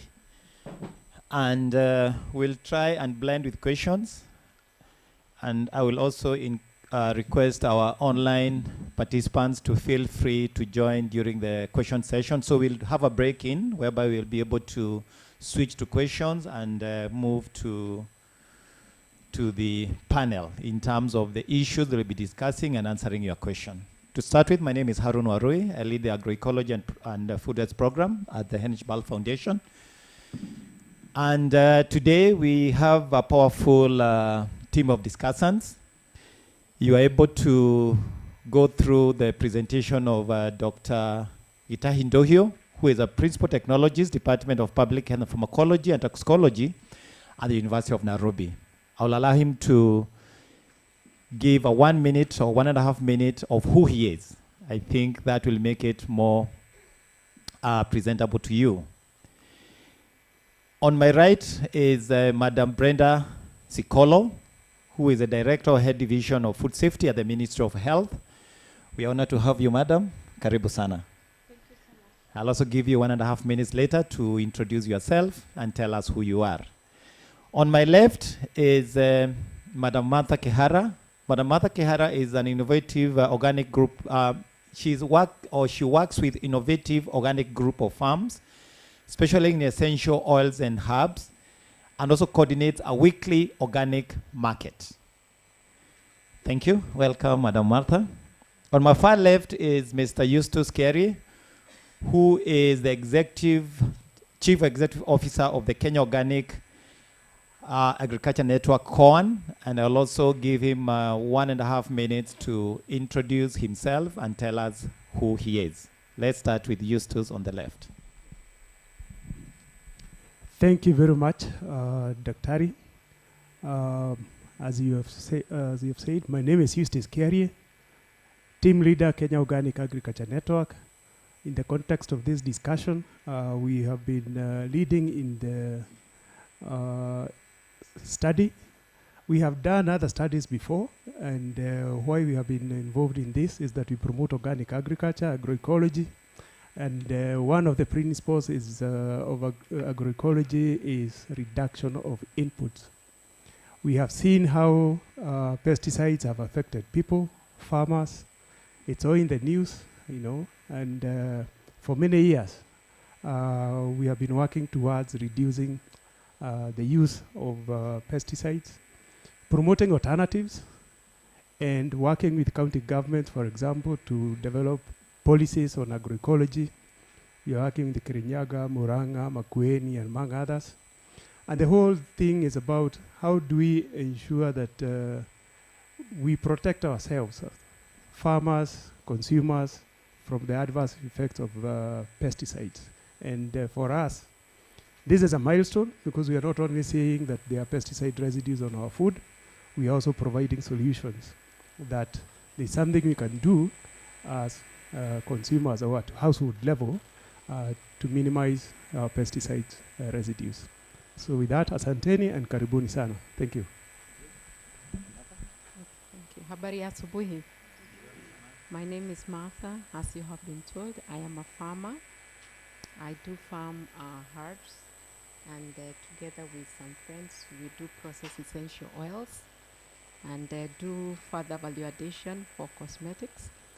But more than that, I do, together with a number of farmers who are certified organic farmers under KOAN, about 15 farmers, we do run a market, a weekly market. It runs on Saturday in Garden Estate, Hotspot Restaurant, Red Spot Restaurant, 9 to 1 p.m. We do also hope to open a second market, the same group, in Kiambu, Runda, in a park. That is an upcoming park. It's a getaway. It will be running on a Sunday simply because we have Seventh-day Adventists who are not able to access markets on Saturdays. Thank you. Thank you very much. Good morning, everyone. Good morning. Yeah, my name is Brenda Nahumicha Sikolo. I come from the Ministry of Health, specifically in the Division of Food Safety, where I'm the team lead. My day in, day out work is policy development, guideline development, standard operating procedures, and then capacity building, especially for the regulators at the county level. Then we're also in the space of surveillance, especially of food products that come in from the import and also the exports. And then I also I've been the chair of the National Codex Committee for the longest. I did 2 terms. My term just ended the other day. And I have a passion in the space of food safety. I've been in this space for more than 15 years. Thank you so much. Thank you. Habari zenu. Once again, I am Gitahi Dohi from the University of Nairobi. I would want to introduce myself as a laboratory professional and a researcher at that, with interest in various areas of science, including infectious or zoonotic, what we call zoonotic diseases, food safety, water hygiene, and antimicrobial resistance in areas that I have published widely as well as supervised at the university. Of course, working with COAN on this issue of food safety. Thank you. Thank you, Daktari. And to start with, and before we go to the specific findings from your work, I would like to ask each one of us in 1 minute, what does a safe and sustainable food system for Kenya look like? And why should every Kenyan care about it? If I can repeat that, I will request that each one of us in the panel to tell us in 1 minute or so, what does a safe and sustainable food system for Kenya look like? And why should every Kenyan care about it?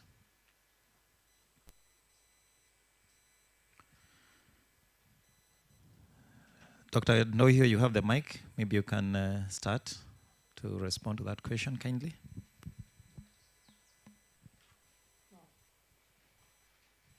Just in a minute. Yeah.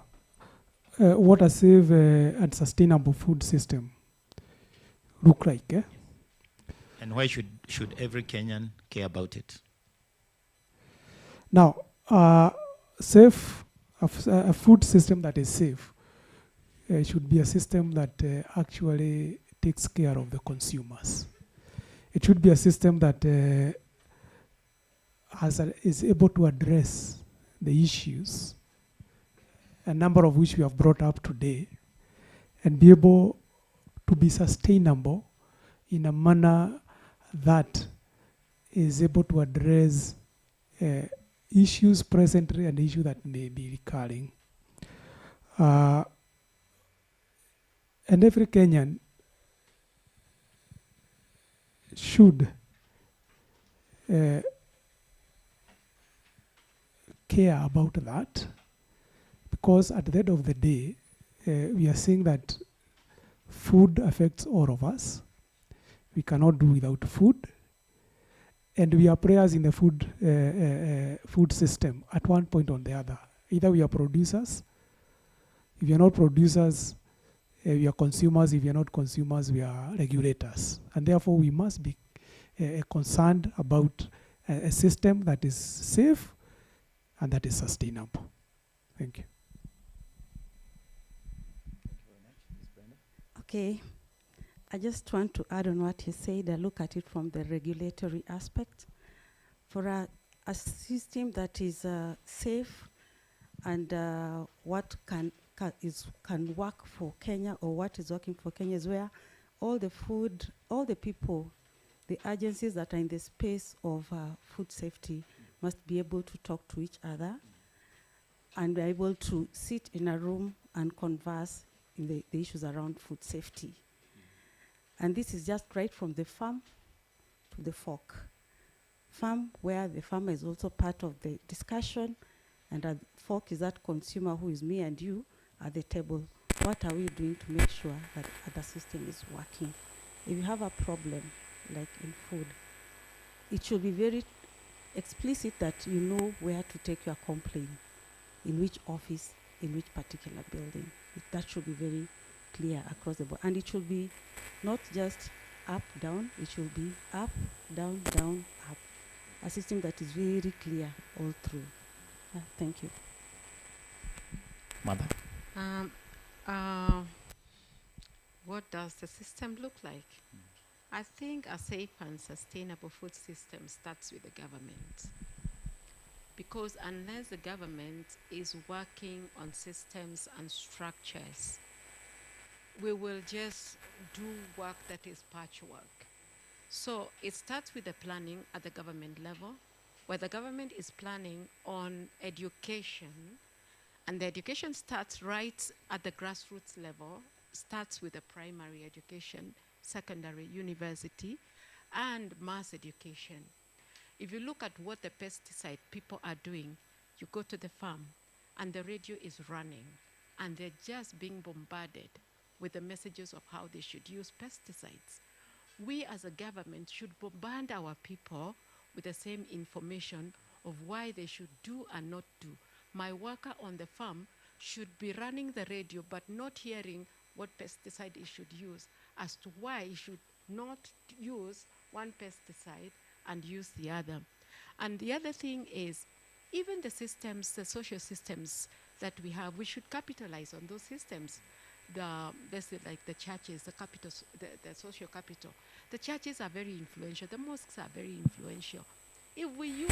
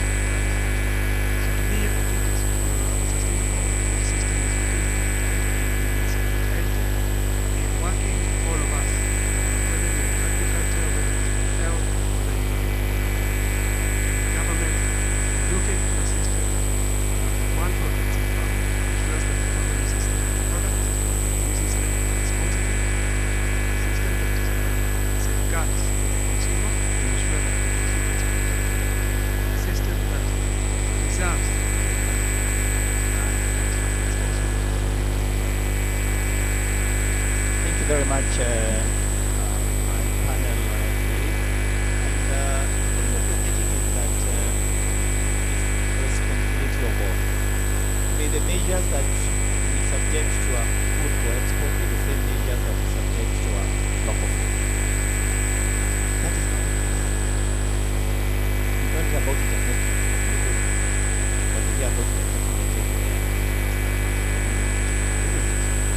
So our physical participants and online participants, we will get it back to you. As I've said, we are facing each other, not only the panel, but this is more of a discussion.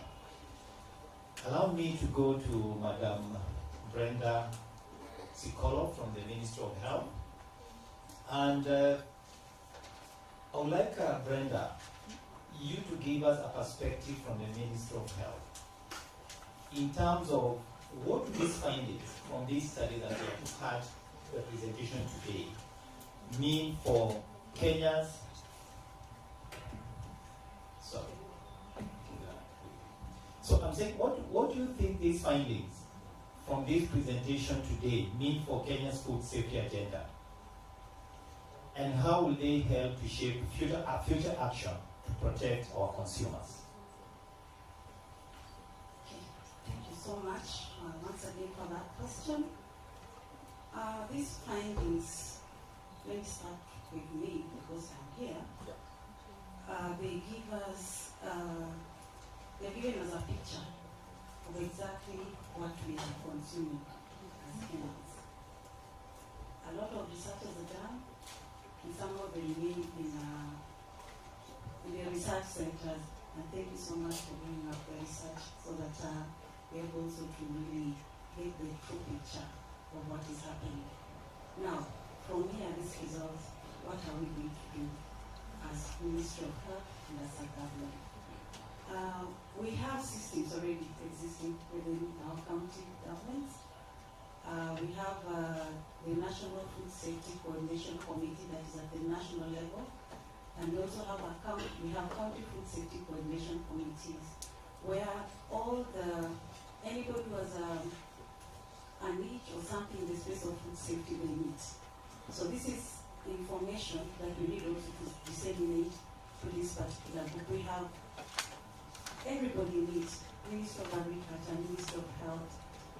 We have the veterinary, we have and a few, they co-opt also the private sector on a need basis. So in these particular setups in the counties, we need to communicate this information.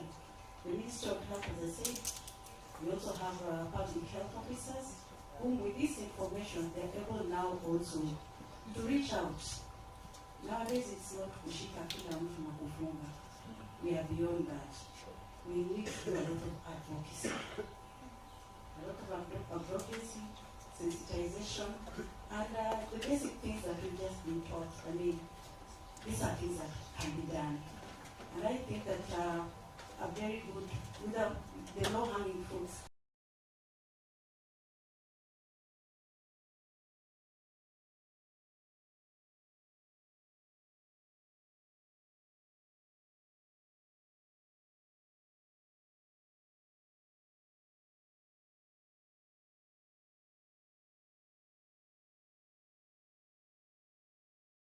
Anybody over there to be able to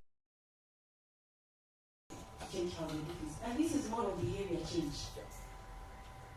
We can have all the best policies and regulations, but if Change we're not able to ourselves. change ourselves, The change has to begin with us ourselves here. And we can be the change agents out there. So basically, we'll have to improve our surveillance on the market of all the food products. We've heard about the tomatoes, we've heard about the onions, we have heard about the kales, spinach, I'm sure even the pili hohos, and also the chilies. I mean, there's so much out there that we need to really see. And the PCPB have come up with a framework. How do you call it? It's a framework for a surveillance framework for basically pesticide residues. And we are targeting what is on the Kenyan market. The external market is sorted, as you said. The issues about export, we are very smart in that space. But at times, the rejections of the export, it's not necessarily about pesticide, especially at JKIA. You'd find that maybe the spec of, if they wanted maybe a banana to be this straight, and then the banana goes with the curve a little, that one will be flagged off.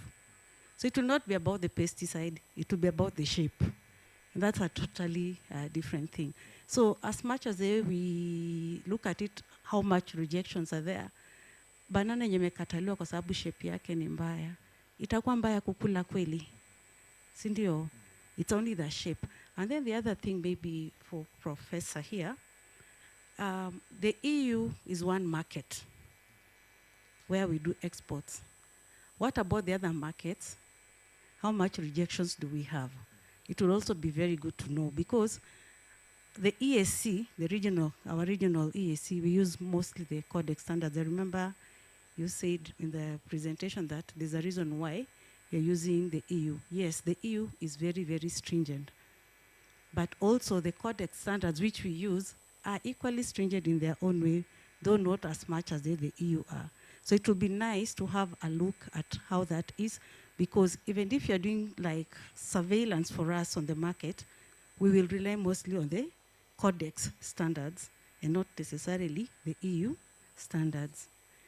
Yeah, I think that is what I can say for that. Thank you so much.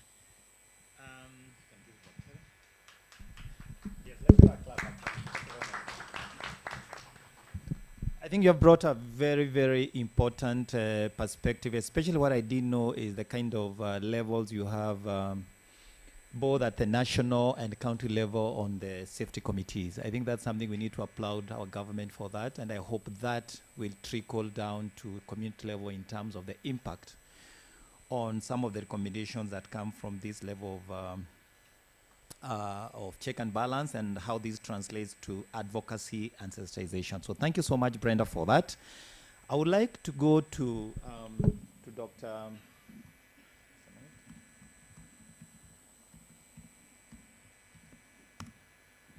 I would like to go to Dr. Gitahi, and we realized that this study found that while many vegetable samples complied with regulatory standards, there were some that contained pesticide residues above the recommended limits.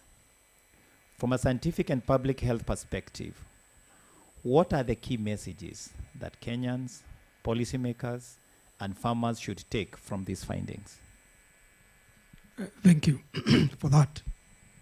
I think the messages are simple and very clear to us, that from the results that we got, what we are seeing is that when you go out there in the market, which we are consumers, we do, and buy 10 produce, sukuma, spinach, onions, tomatoes, in those 10 that you have bought, 8 of them have pesticide residues. 3 out of the 8 have residues above what is acceptable.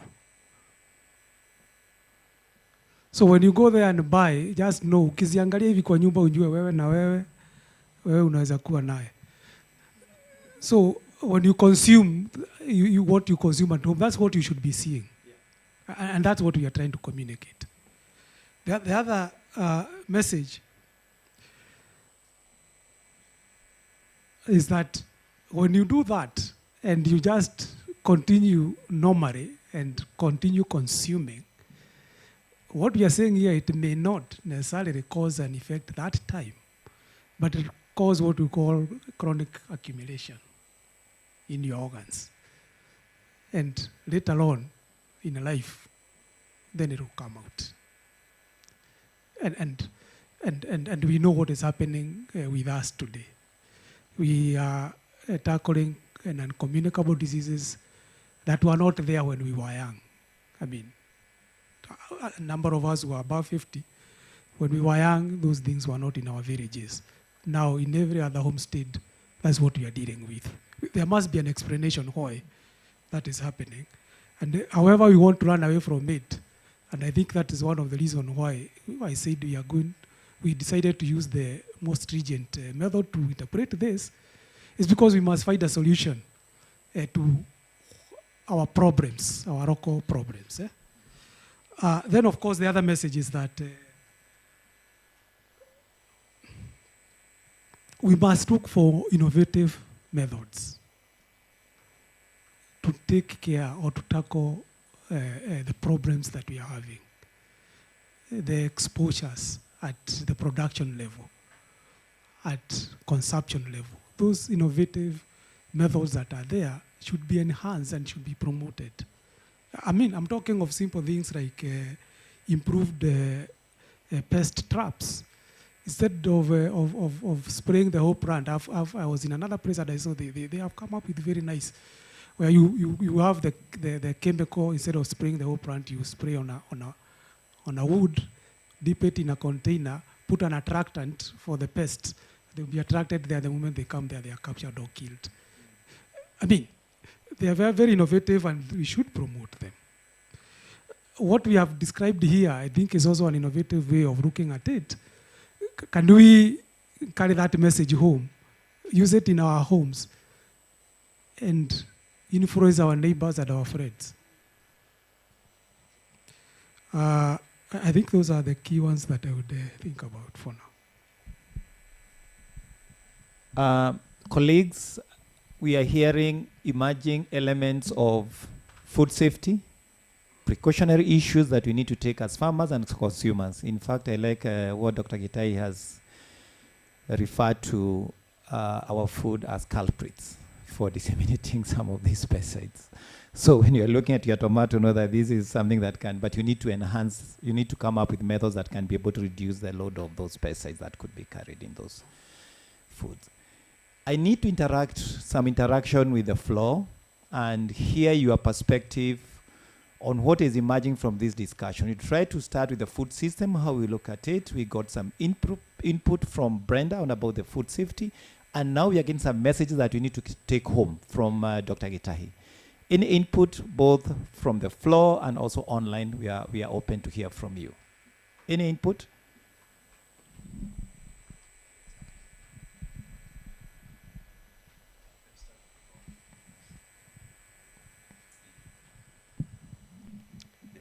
Thank you. I think I have two statements that I want to make.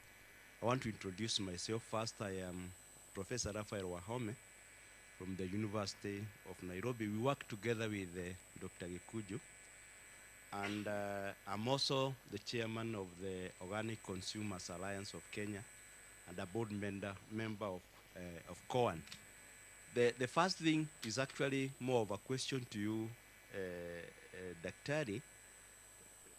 Did we consider the exposure to those who prepare the food? It's true that the preparation reduces the residual levels in the food, but who do the preparation? Aren't they exposed during the preparation? And how can we deal with that? Now, the second issue that I wanted to raise was with, I can only remember the name, Brenda. I also remember the middle one, Nakumincha, because it's a fairly common name in the public. But I cannot remember the last one. So allow me to call you that. Okay. Now, I'm thinking about your role in setting policy, probably legislation and guidelines. But I'm more worried when it is said that the counties will do the regulation. At the moment, many counties have actually relegated agricultural extension to the sides. They spend money, I think, on those things that people can see, and agricultural extension results are not immediately visible. So that has been very much relegated to the side. And I also think as well the Ministry of Health Extension arm has also been somewhat weakened. I know the CEC from my home county is in front of me, and I hope he's listening to this. I've been getting challenges accessing extension officers. So what are you going to do as a government to ensure that the very nice arrangements that you talked about, surveillance at market level, is actually taking place and the information is being given out to the consumers whom I represent, but more importantly, that punitive measures are taken to those who abuse and abuse the guidelines and lead to exposure of Kenyans to toxins. Thank you.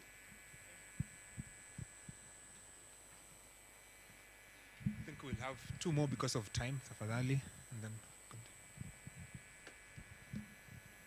Thank you so much. My name is Purity Rotich. I work in the horticulture value chain in 2 different sectors, and we deal a lot with fruits and also vegetables. So thank you, Prof, because you've spoken to something. If there's something I think as a country we did as a mistake is to devolve agriculture. I believe agriculture should have remained with the national government because it is the critical thing that each and every person uses on a day-to-day basis. And yet we've seen the county governments neglecting it. Those who've tried, they're trying their best, but the support is not felt. In our space, we've rebuilt the horticulture value chain, and we have to bear the cost of extension services. We have to bear the cost of farmer training. We work with over 2,000 small-scale older farmers. But those small-scale older farmers, the training process, we are the ones who go through it.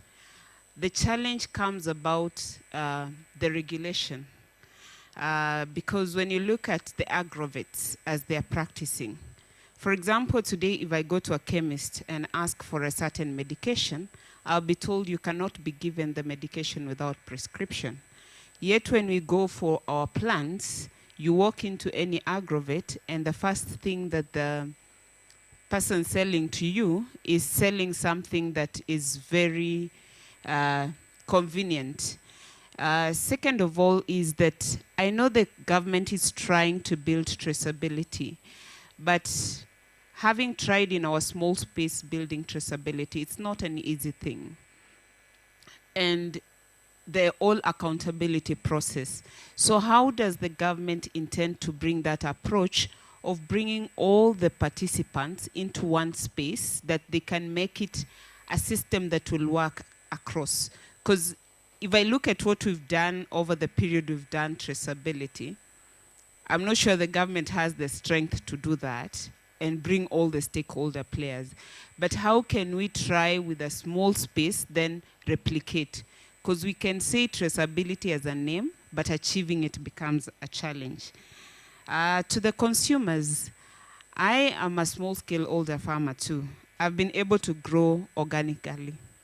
But let me tell you, it's very costly for you to nurture from the seedling all the way up. You are incurring losses, you're incurring so much. The consumers are not ready to pay for the organic price. And this is what I will say. Other than the few who will go to the farmer's market, the rest, they just don't see the difference, right? So then, what is the incentive to me as a small-scale farmer in all those regions that has been put across there to continue doing it organically, yet I cannot be able to be compensated? Because you see, organic has to be done within a small scope, and that is my source of income. So who will interject? And then at the end of this, I hope that we have a way forward, how we can be able to improve our systems, how we can build the partnerships to be able to achieve the outcome of this report, and a year later, come back and sit down with things that we have already achieved. Thank you. Thank you very much. Because of time, I think I'll allow you to answer those questions and then you can proceed. Okay, if I may.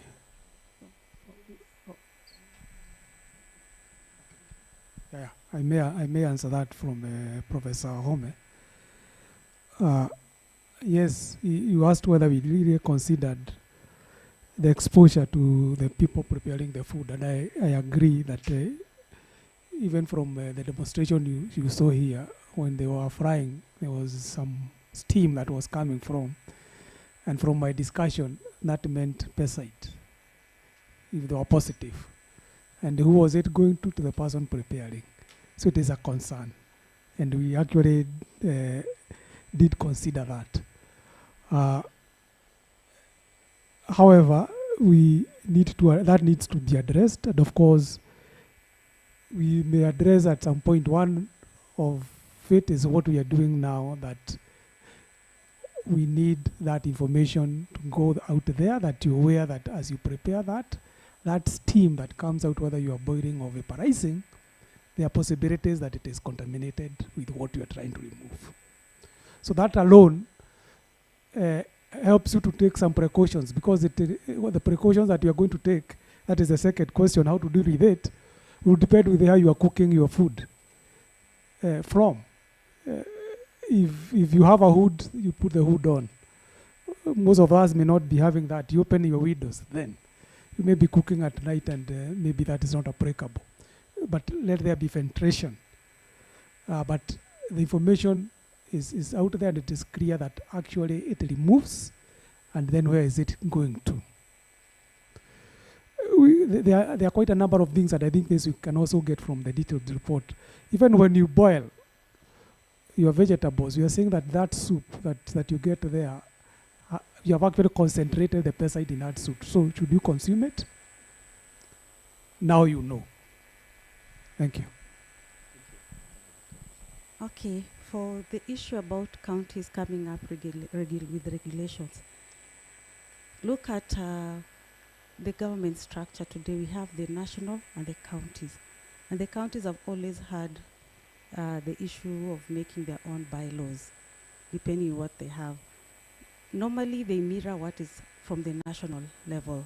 It's not like they come up with their own regulations, per se. They normally mirror what is happening at the national level, and they also look at it in terms of the county context, whatever they want to control, but they have to mirror what is happening at the national level. It's true about issues about devolution. They've hit hard not just in the space of agriculture, but also in the Ministry of Health.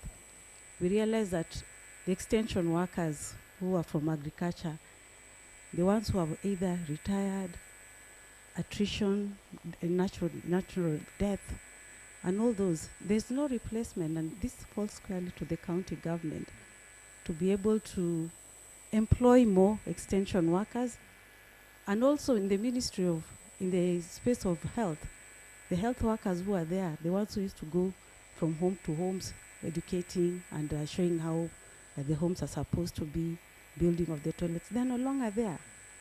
That system has all collapsed, and this is purely something that the county needs to take up seriously and allocate funds even to that. The few who are there, you find somebody is covering an entire sub-location, one person, or a sub-county. It becomes very difficult. It's a challenge in itself. So recently, just about 3-4 weeks ago, the president ascended into a new law, the Food and Feed Safety Control Coordination Act 2026. It's less than a month old, and we believe that this particular law will be able to harness quite a number of issues that are being spoken here, because it will have a food controller who will always have to give the kind of information we are discussing here to each and every counties across the country. And any persons, especially for us, the regulators, because it's targeting more the regulators, if you're not doing our job, then it's the work of the controller to get in touch with the CEC Health or the CEC Health at the county, or CEC Agriculture, CS Agriculture at the county, to just be able to address a particular issue. If you are saying like now, yesterday, if you were very keen on news, my CS Duale was talking about cancer rates, especially in central Kenya. So if I don't want to really say it's specifically inclined towards pesticide, but don't we think that this could also be a contribution to that particular space? So this information, if we already have those structures in place, it will be very good to have it flow clearly to everybody. And as somebody already said, I think the county, you have a lot of work to do, my dear friend, because the counties prefer the software, ile inaonekana haraka. You get? With results, haraka haraka. But the things that will take forever, hizo zinaekwa parking, ziongoje mwenye atakuja baadaye. And I think we need to have a shift in that particular area so that we are able to really handle these issues around food safety. Thank you. Yeah, I think since Mengilia County government sana, I think they have a right of reply, so you can have the CS Kirinyaga reply as well. I had made a request that sometimes it's good we get to understand the perspective that we live in. Maybe for the sake of those people who have just come, I'm Dr. Gashara, CEC Agriculture Kirinyaga County. And above that, I want to say I worked with the national government for close to 15 years in the Ministry of Education, Environment, now in agriculture. So when I'm talking of public sector, it's something that I've interacted with it for quite a substantial time around. We are talking about the collapse of extension services, not necessarily in agriculture, but in every sector that have extension services. Because sometimes when you talk of extension services, we tend to think it's only agriculture. We have extension services in education. We call them quality assurance. We have extension in the health sector. We have extension in environment. We call them environmental inspectors. It did not collapse. It is us who are supposed to understand the kind of governance system that we placed in Kenya. And we are the same Kenyans who voted for current katiba. Na tuli-campaign sana hiyo katiba ikuje. I'll give you one thing that is really stopping counties from having adequate extension officers, and probably the solution to it. Number one, we have capping on establishment of the staff that we can recruit.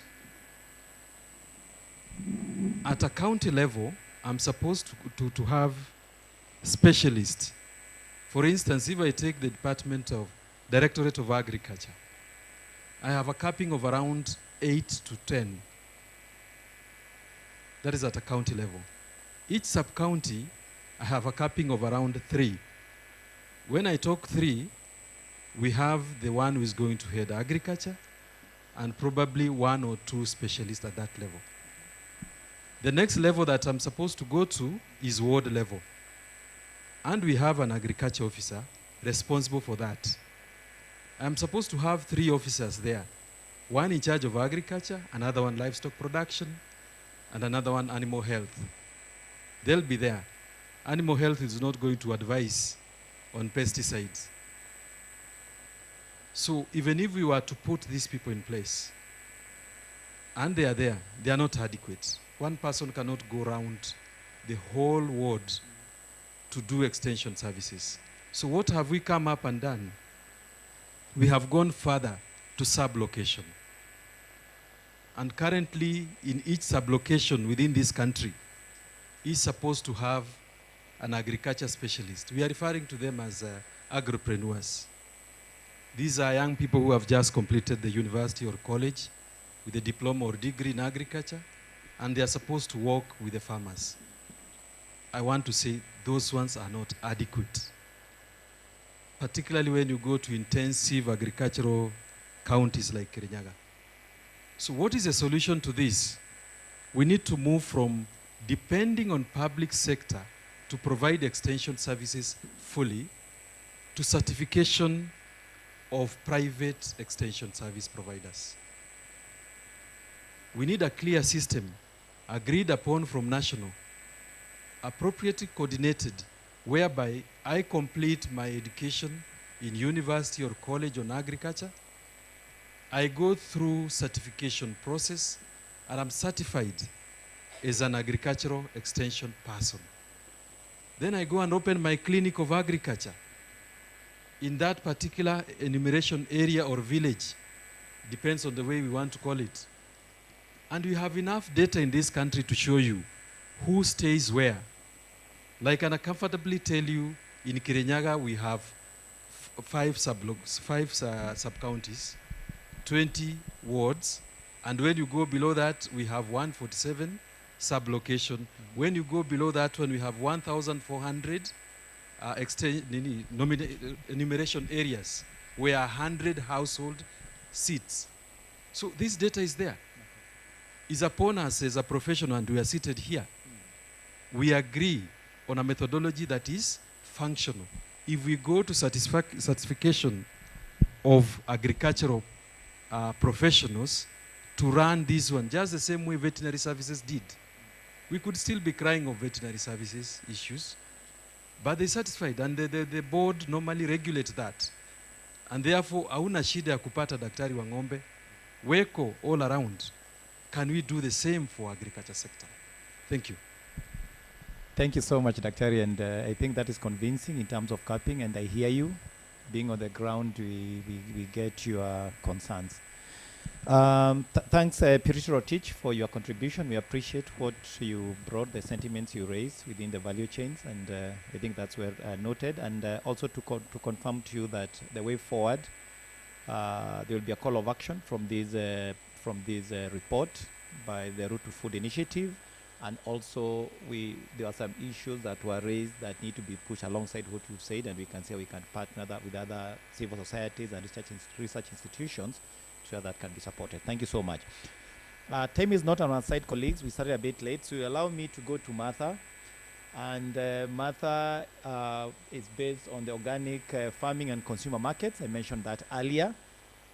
And I know, Martha, you work closely with organic farmers and consumers every week. That has been your routine. You have mentioned it very well and articulated to us. But from your experience, what practical approaches can farmers adopt to reduce reliance on pesticides while maintaining productivity and producing food that consumers can trust? That's a very good question. I'll just give, a live example. The farmers, first and foremost, need to be convinced of the need to start doing organic agriculture, not so much because of the profits. I'll give you an example of why we started the practice of organic farming. Together with a number of friends, we were about 10, we were concerned about what our families were feeding on. So that was the motivation. The motivation actually was not money.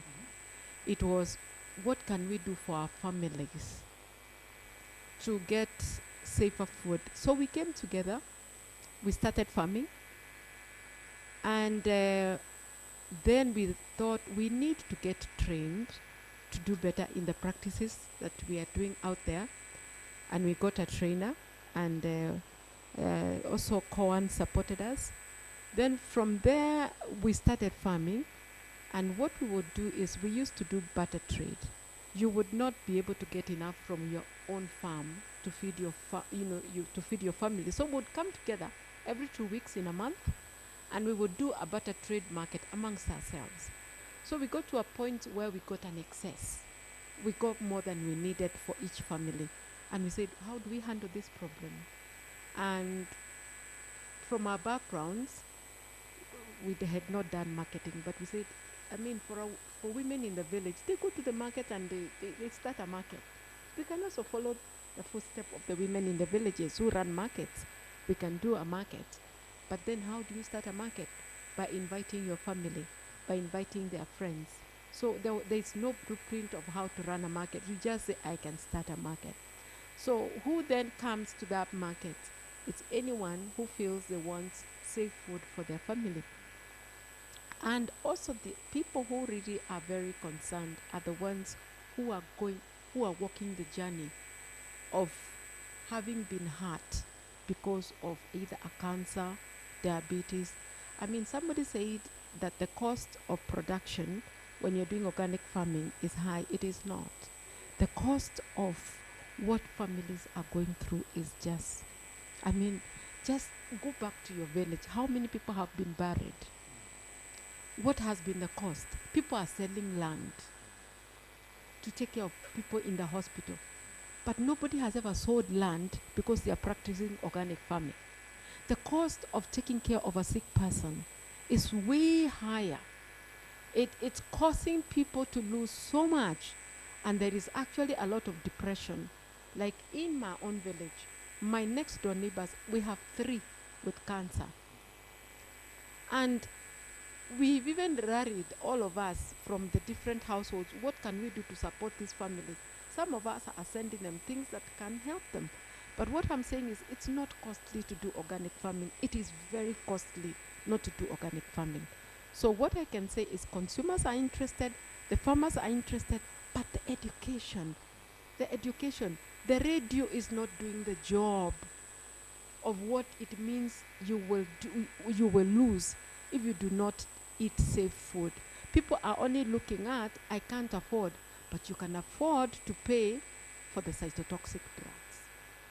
I mean, you can't compare. Let's debate, let's argue. And when you go into a debate, and when you go through the pain of cancer, when you go through the pain of somebody being amputated because they're eating the wrong way, not just not organic, it's too expensive. People, we can do something. But the media, the radio is a thing that reaches somebody in Marsabit. What if we just decided, but the one thing, like he says, the extension workers, we can get private extension workers. I did education, I did media with breastfeeding, and I could walk into Mombasa. If I talk, a woman says, wewe ndio unatuelimisha, you've never seen my face. And they believe what you say as long as it works. So personally, I'm saying, why not use this radio thing that reaches everybody and say, guys, we can do better. And even at family level, we can do 1, 2, 3, 4. And when you tell people, you can actually avoid some diseases with the radio. The radio is too powerful, but we are not using it. But I'm telling you, the guys who know how to use the radio, they are using it. And you know what I think? Kausha. Hey, utumii pesa tena. Kwa nini waajili watu wa 6? Na unaweza tu ufanya kausha moja na inakauka. Herbicide, So you know what I'm talking about.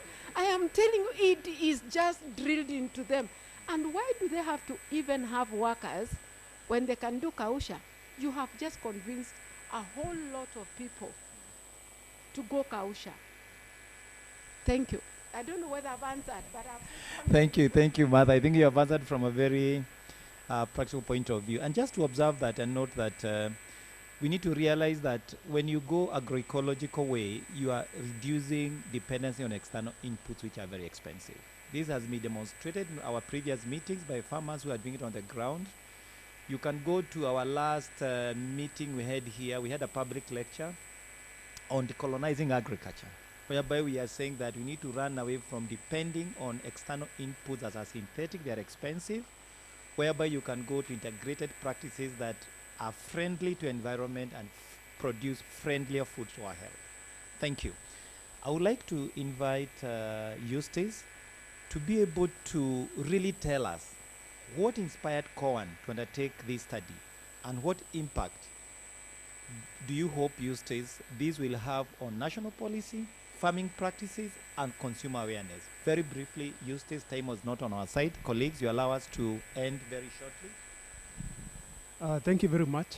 We have been involved in this advocacy on pesticides for quite some time. And one of our motivations is to use evidence-based advocacy. That whenever we talk about something, it's based on science. So that has been one of the motivations. 2, there has always been complaints that study after study, all showing that there are pesticide residues. But what next? A lot of it has been, pushing from the agricultural side, encouraging farmers, training farmers to adopt agroecology, use alternatives. But now we also felt that it's good to reach out to the other stakeholders, particularly the Ministry of Health, if you look at the export business, why farmers in the export business are compliant, or why they adhere to most of the pesticide responsible use of pesticides, is because if they do not, and then pesticide residues are found, then they face the consequences. You know, the interceptions have consequences in that the cost is transferred downwards. I think we have reached a time where now we must approach things from the marketing side. Supposing we had interceptions at Githurai or Mudhurwa markets, for example, and there were testing done, and whenever produce is found to have pesticide residues beyond what is acceptable, then you cannot sell it in that market. You know, that could trigger, you know, behavioral change, so that if you want to participate in the market, then you have to use pesticides responsibly. And it is very fulfilling for me and as COAN to see that we can sit on the same table with the Ministry of Health discussing pesticides, not as an agricultural issue, you know, but as a health issue and as a shared responsibility to ensure that we work collaboratively together to ensure that we address it, you know, in partnership, and not, you know, looking at it only from the pesticide, looking at it pointing fingers to PCPB, for example, always accusing farmers for not using the pesticide properly. But for me, this is a start of a journey, a dialogue that we need to engage all of us, either as NGOs, government, consumers, to address this pesticide issue. Thank you. Thank you so much. I'm getting email from our host here. We had been given this hall up to 1:30 to around 2 because it's being taken for another function. So we are going to discontinue this panel. This is one of my most interesting session of such a forum because we interact with some experts and you also as experts, you know, and we exchange knowledge, you know. So please, you'll bear with us because we need to go to the next sessions of this program, and we cannot afford not to complete the whole program because it's also beneficial to each one of us. So allow us to end this session, not based on how we wanted, but because of time. Thank you so much for your support. Thank you so much. A round of applause, tafadhali, as they take their seats. I think this was a very diverse panel. We have a farmer, we have a researcher here, somebody from the Ministry of Health, and you as the consumer. So it's all multifaceted. I think all ideas have well been incorporated.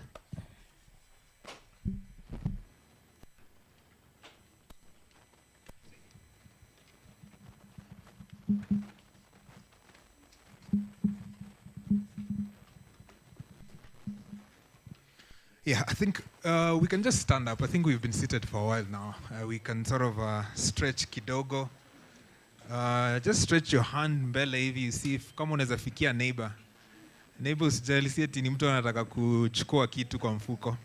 Taki kugusa gusa. Just stretch. We are in the final minutes of our conversation. Our online audience, see it tumesahau, but you can see our time has really gone. But we appreciate your feedback. Yes, you can just keep your questions also coming. Also, on social media, Pia, if you are on Twitter, remember to tag us. If you are tweeting Root to Food, HBS Nairobi, we'll appreciate. That's enough stretching. Ready?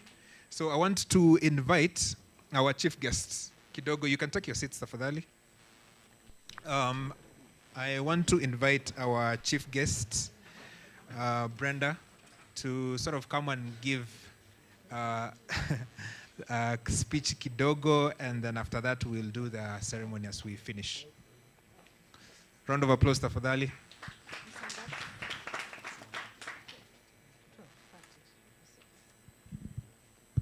I was asking what the time was. It has gone so fast. So nimetoa ile kofia ya panelist. Nimevaa kofia ya my PS, Madam Mary Modhoni. I'm standing here on her behalf. So I'll read her speech verbatim from what was sent across. Okay, there's something happening behind me. I just ukisikia kitu. You become a little bit keen. So let me go straight to the speech. Representatives of the Ministry of Agriculture and Livestock Development, representatives from the county government, CEC Agriculture, Kirinyaga County, Dr. Gashara, CEC Devolution from Murang'a County,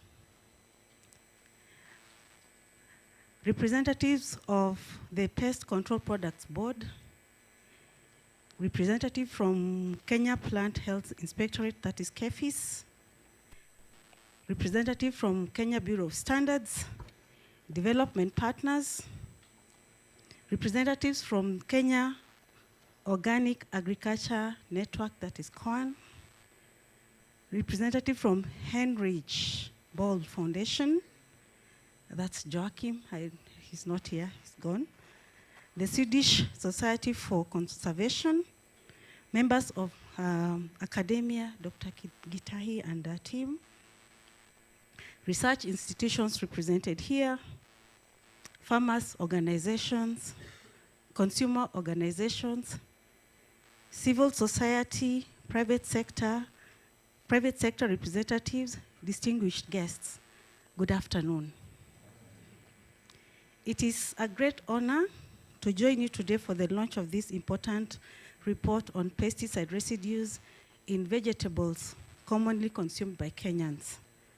Let me first thank the research teams from COAN, together with the partners, the Heinrich Böll Foundation, the Swedish Society for Nature, the University of Nairobi, and SGS Kenya Laboratories, whose work we have received today. Distinguished guests, policy without evidence is guesswork. Evidence without action is waste. This forum bridges the two. You have done the work, the hard work in the labs, in the farms, and in the markets to tell us the truth about pesticide residues in our food system. Today, the government is here to listen and to act. To listen, to learn, and act. The findings that have been presented here confirm what has been suspected for quite some time. Pesticide residue remain a critical food safety concern in Kenya. We see from the data that violation of maximum residue limits persists in high consumed foods such as the tomatoes, the kales, the onions. These findings remind us that food safety requires continuous surveillance. Distinguished guests, this is not an abstract. When a child in Kisumu eats contaminated vegetables, or a container of beans is rejected in Rotterdam, the impact is real. It is measured in the hospital visits, in lost income, and in broken trust. But your research also shows why. This particular research has shown why. You have shown us the gaps in the farmer knowledge, in agro-dealer practices, in enforcement, and in alternatives. You've also shown us that also climate change is shifting pest pressure, pushing farmers towards more frequent spraying. You've shown us where the system is failing, and therefore where it can be fixed. Importantly, the report does not stop at identifying the problem. It provides practical, scientifically tested household methods that consumers can use residues before preparing food. Distinguished guests, as you are aware, food safety remains a critical component in public health, as safe food is a primary determinant of human health and is key to sustaining life and promoting good health. Ensuring the safety of food is therefore essential for the prevention of non-communicable diseases, which we've also just been told. The Constitution of Kenya guarantees the Kenyan the right to the highest attainable standards of health, adequate food accessibility, of acceptable quality, with also clean and safe water. It also provides that consumers have a right to the protection of their health, safety, and economic interest. In guaranteeing this, in guaranteeing the fulfillment of these rights, the Ministry of Health has prioritized food safety and quality as a strategy. Distinguished guests, food safety cannot be achieved by one institution alone. It requires a coordinated action across the entire food system, from production on farm, transportation, processing, marketing, household preparation, and ultimately consumption. As a ministry, we take these findings seriously. Under the One Health approach, championed by His Excellency the President, we are translating research into the following immediate actions: enhanced food safety surveillance and monitoring, stronger laboratory capacity, risk-based inspection systems, public health, public education on food safety, then there's improved coordination among regulatory institutions, and evidence-based policy development. The Ministry of Health continues to work closely with the Ministry of Agriculture, Livestock Development, the PCPB, KEFIS, KEBS, county governments, research institutions, and development partners to strengthen food safety across the country. Now, this is the call to action. To our scientists, keep asking hard questions. Keep publishing. Even when the results are uncomfortable. Your independence is your credibility.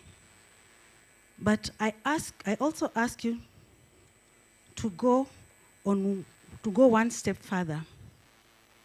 Help us package this science for the farmer in Meru, the agro-dealer in Kitale, the CEC in Mombasa. A journal paper changes policy.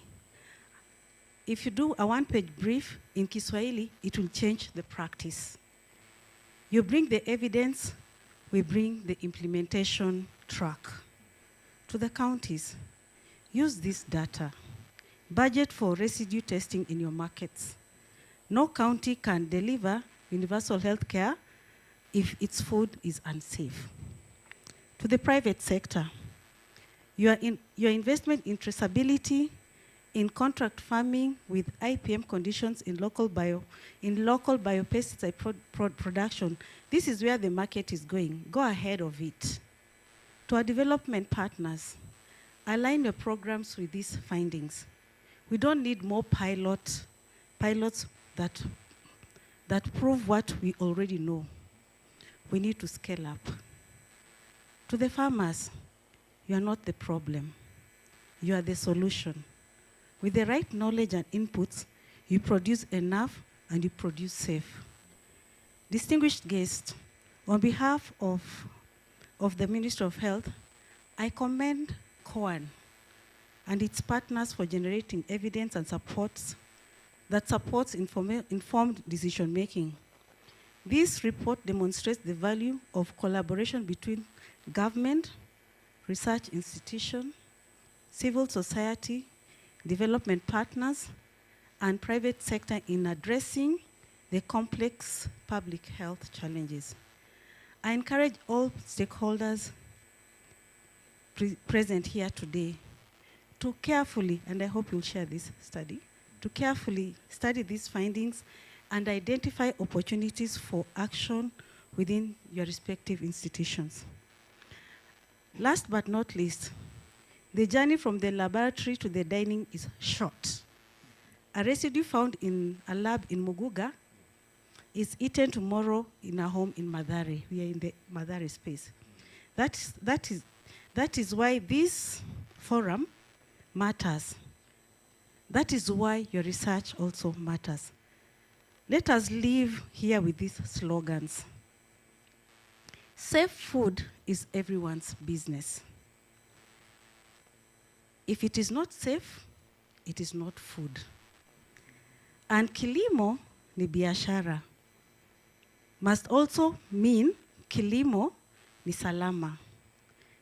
And that in Kenya, science will drive to safety. It is now my pleasure to officially launch the report, Pesticide Residue Levels in Selected Fresh Vegetables Delivered in Markets in Kenya and Effectiveness of Households for Residue Reduction. Thank you, and God bless you.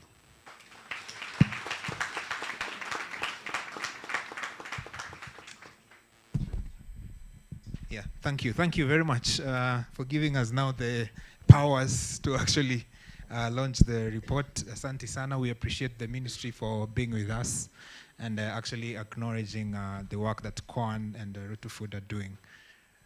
So this is the part you all have been waiting for. We want to now officially launch our report. I want to invite Anne Maina to sort of guide us and help us with the guide of people who will help us for the launching. Thank you very much. We now have the opportunity to launch. I'd call on Madam Brenda to come to the middle. Dr. Gashara from Kirinyaga County. Professor Kiringai. I don't see him. I had seen him before. Professor Wahome. Professor Wahome. Harun, you'll come also. And our researcher. Daktari, where are you? We are waiting for the knife.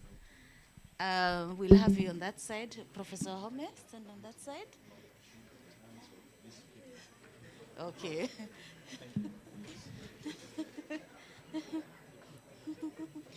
The DJ, we needed some music. The DJ, before we have the countdown. Eustace Kiare, where are you? And you're all too much on this side. Bonakiare, come this side. And our researcher, so that you go that side, so that we balance. Professor Kiringai?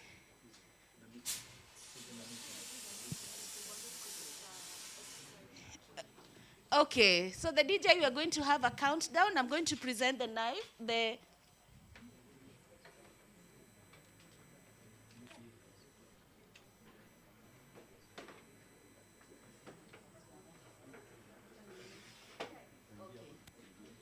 So to get maximum effect with the camera, we are looking at that camera on that side so that we can all see you on the live stream. That camera, we look at it. Madam Sikolo, the knife is in your hand. We're going to have a countdown. They asked you, I thought you should stand this way. Okay. We are having a countdown, 10 to 1. The cameramen are saying, I wait. We also have a knife, which is very significant because we're talking about food. Dr. Waroi, hold that knife. Studio, are we ready, Fiber, with the cameras? 1 minute. We need the countdown before Madam Brenda Sikolo cuts. We are ready? It's ready? 4, 3. Oh, he went back to 10. 8, 7, 6, 5, 4, 3, 2, 1. Kindly cut. Wow, let's clap. Wow. Thank you, thank you. I'll ask we stand and take the photo. A photo here. Let's come closer to Madam Brenda. We take a group photo there to signify the launch. The DJ had asked for some music, but it seems the DJ forgot. So let's smile as we take that photo. Thank you very much. We can have our seats as we move to the next level.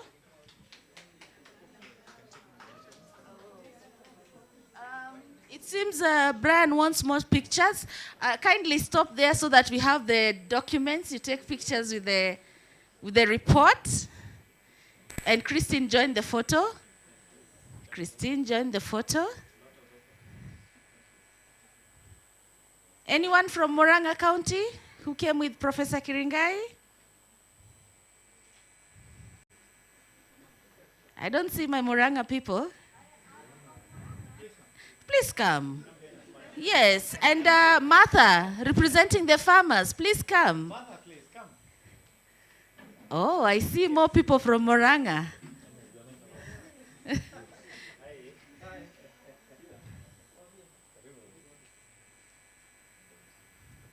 We need a youth. Pramila, where are you seated? Yes, we need a youth representing the youth.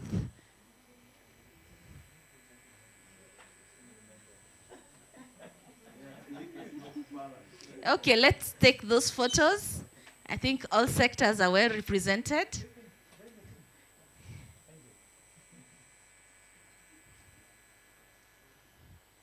DJ. The DJ. Sleeping. Okay, let us smile for that photo. Thank you very much. We officially have launched our report. Kindly, those are your copies. Have a seat.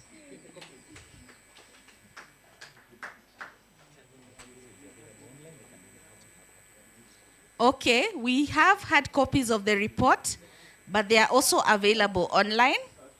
Kindly ensure you pick your copy, but they are also available on the Root to Food website and the Heinrich Ball website. And the Coan website. Thank you very much. So at the level we are at, I'm standing between you and lunch. And I have the privilege of reading our closing statement and call to action.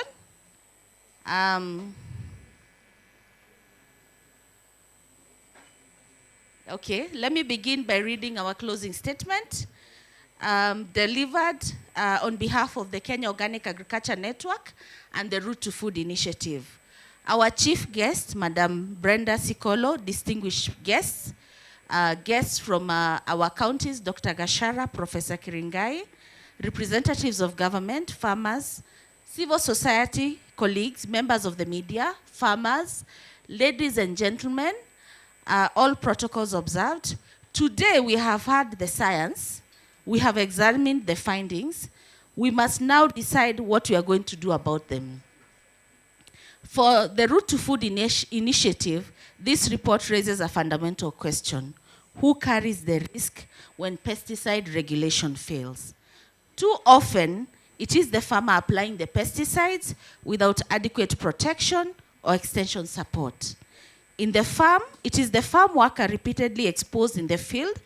It is the trader who cannot verify how the food was produced. Ultimately, it is you and me, the consumer, who buys the vegetables without knowing whether the pesticides used were authorized, applied correctly, or given sufficient time to break down before harvesting. This must change. The study found pesticide residues above the applicable EU maximum residue levels in 1 out of every 3 samples of tomatoes, kale, spinach, and onions tested.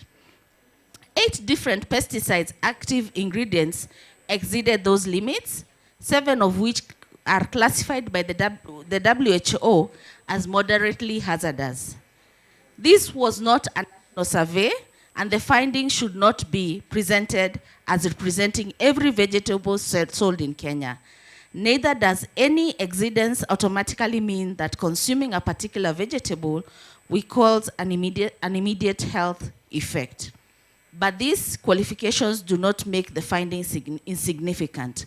They make the case for a comprehensive national investigation even more urgent, especially because this is not the first Kenyan study to identify pesticide residues even above applicable limits. For many years, civil society, farmers, researchers, and consumers have raised concerns about pesticides that are highly hazardous, improperly used, or insufficiently monitored. We have received policy commitments, regulatory reviews, restrictions, and withdrawal announcements. But announcements do not protect people unless they are implemented. A pesticide withdrawn on paper but still available in an agrovet has not been withdrawn. A restricted pesticide can still be purchased and used without effective controls and is not genuinely restricted. A pre-harvest interval printed on a label but not understood, observed, or enforced does not protect the consumer. Government must now move from regulatory declaration to measurable protection. We therefore call for the following immediate actions. 1, the Ministry of Health and the Ministry of Agriculture and Livestock Development must jointly establish a continuous national program for monitoring pesticide residues in food. This program must cover different counties, markets, seasons, and commonly consumed foods. Second, the government must publish the monitoring results regularly. Kenyans have a right to know what is being detected in their food, where problems are occurring, and what corrective action is being taken. Food safety information should not remain hidden in technical reports or government offices.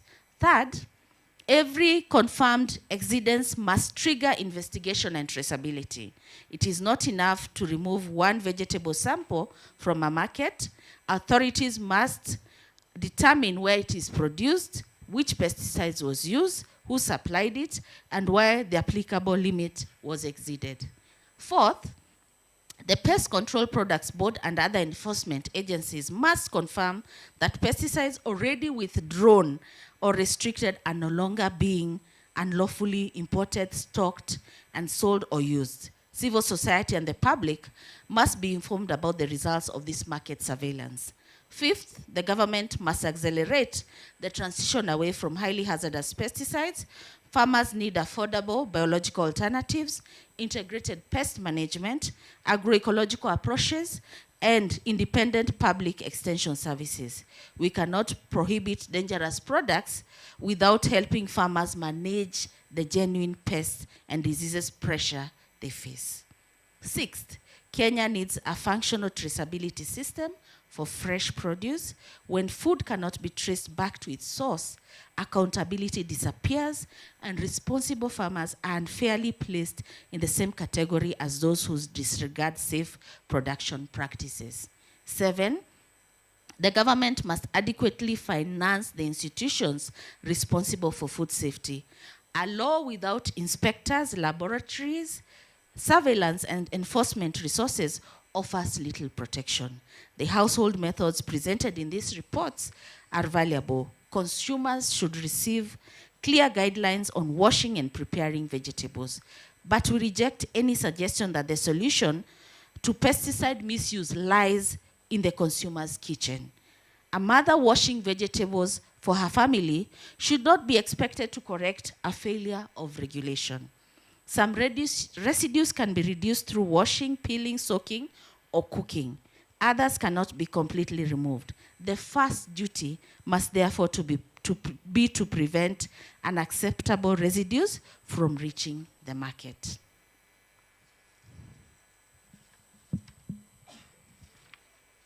We also reject attempts to place all responsibility on farmers. Many farmers are operating within a pesticide-dependent system shaped by aggressive marketing, inadequate extension services, weak controls, and limited access to safer alternatives. Farmers must be protected, informed, and supported as partners in the transition. To the media, we ask you to carry this story beyond today's launch. Ask the responsible institutions, how frequently is food in the Kenyan market tested? Are the results made public? What happens when an exceedance is detected? Are withdrawn and restricted pesticides still being sold? What support is available to help farmers adopt safer alternatives? These questions of public accountability are not alarmism. Let the message from this launch be unmistakable. Kenyans should not have to wash away regulatory failure from the food they eat. Safe food is not a favor from government or the market. It is the constitutional right to health. It is our constitutional right to health, consumer protection, and adequate food of acceptable quality. We are not calling for panic, we are calling for prevention. We are not blaming farmers, we are demanding that they are supported. We are not asking for more promises, we are asking for transparent surveillance, enforceable regulation, and measurable action.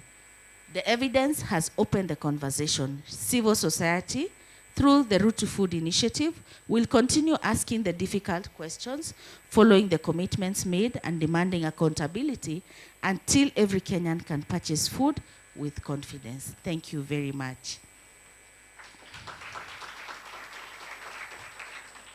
So my other role this afternoon is to give a vote of thanks.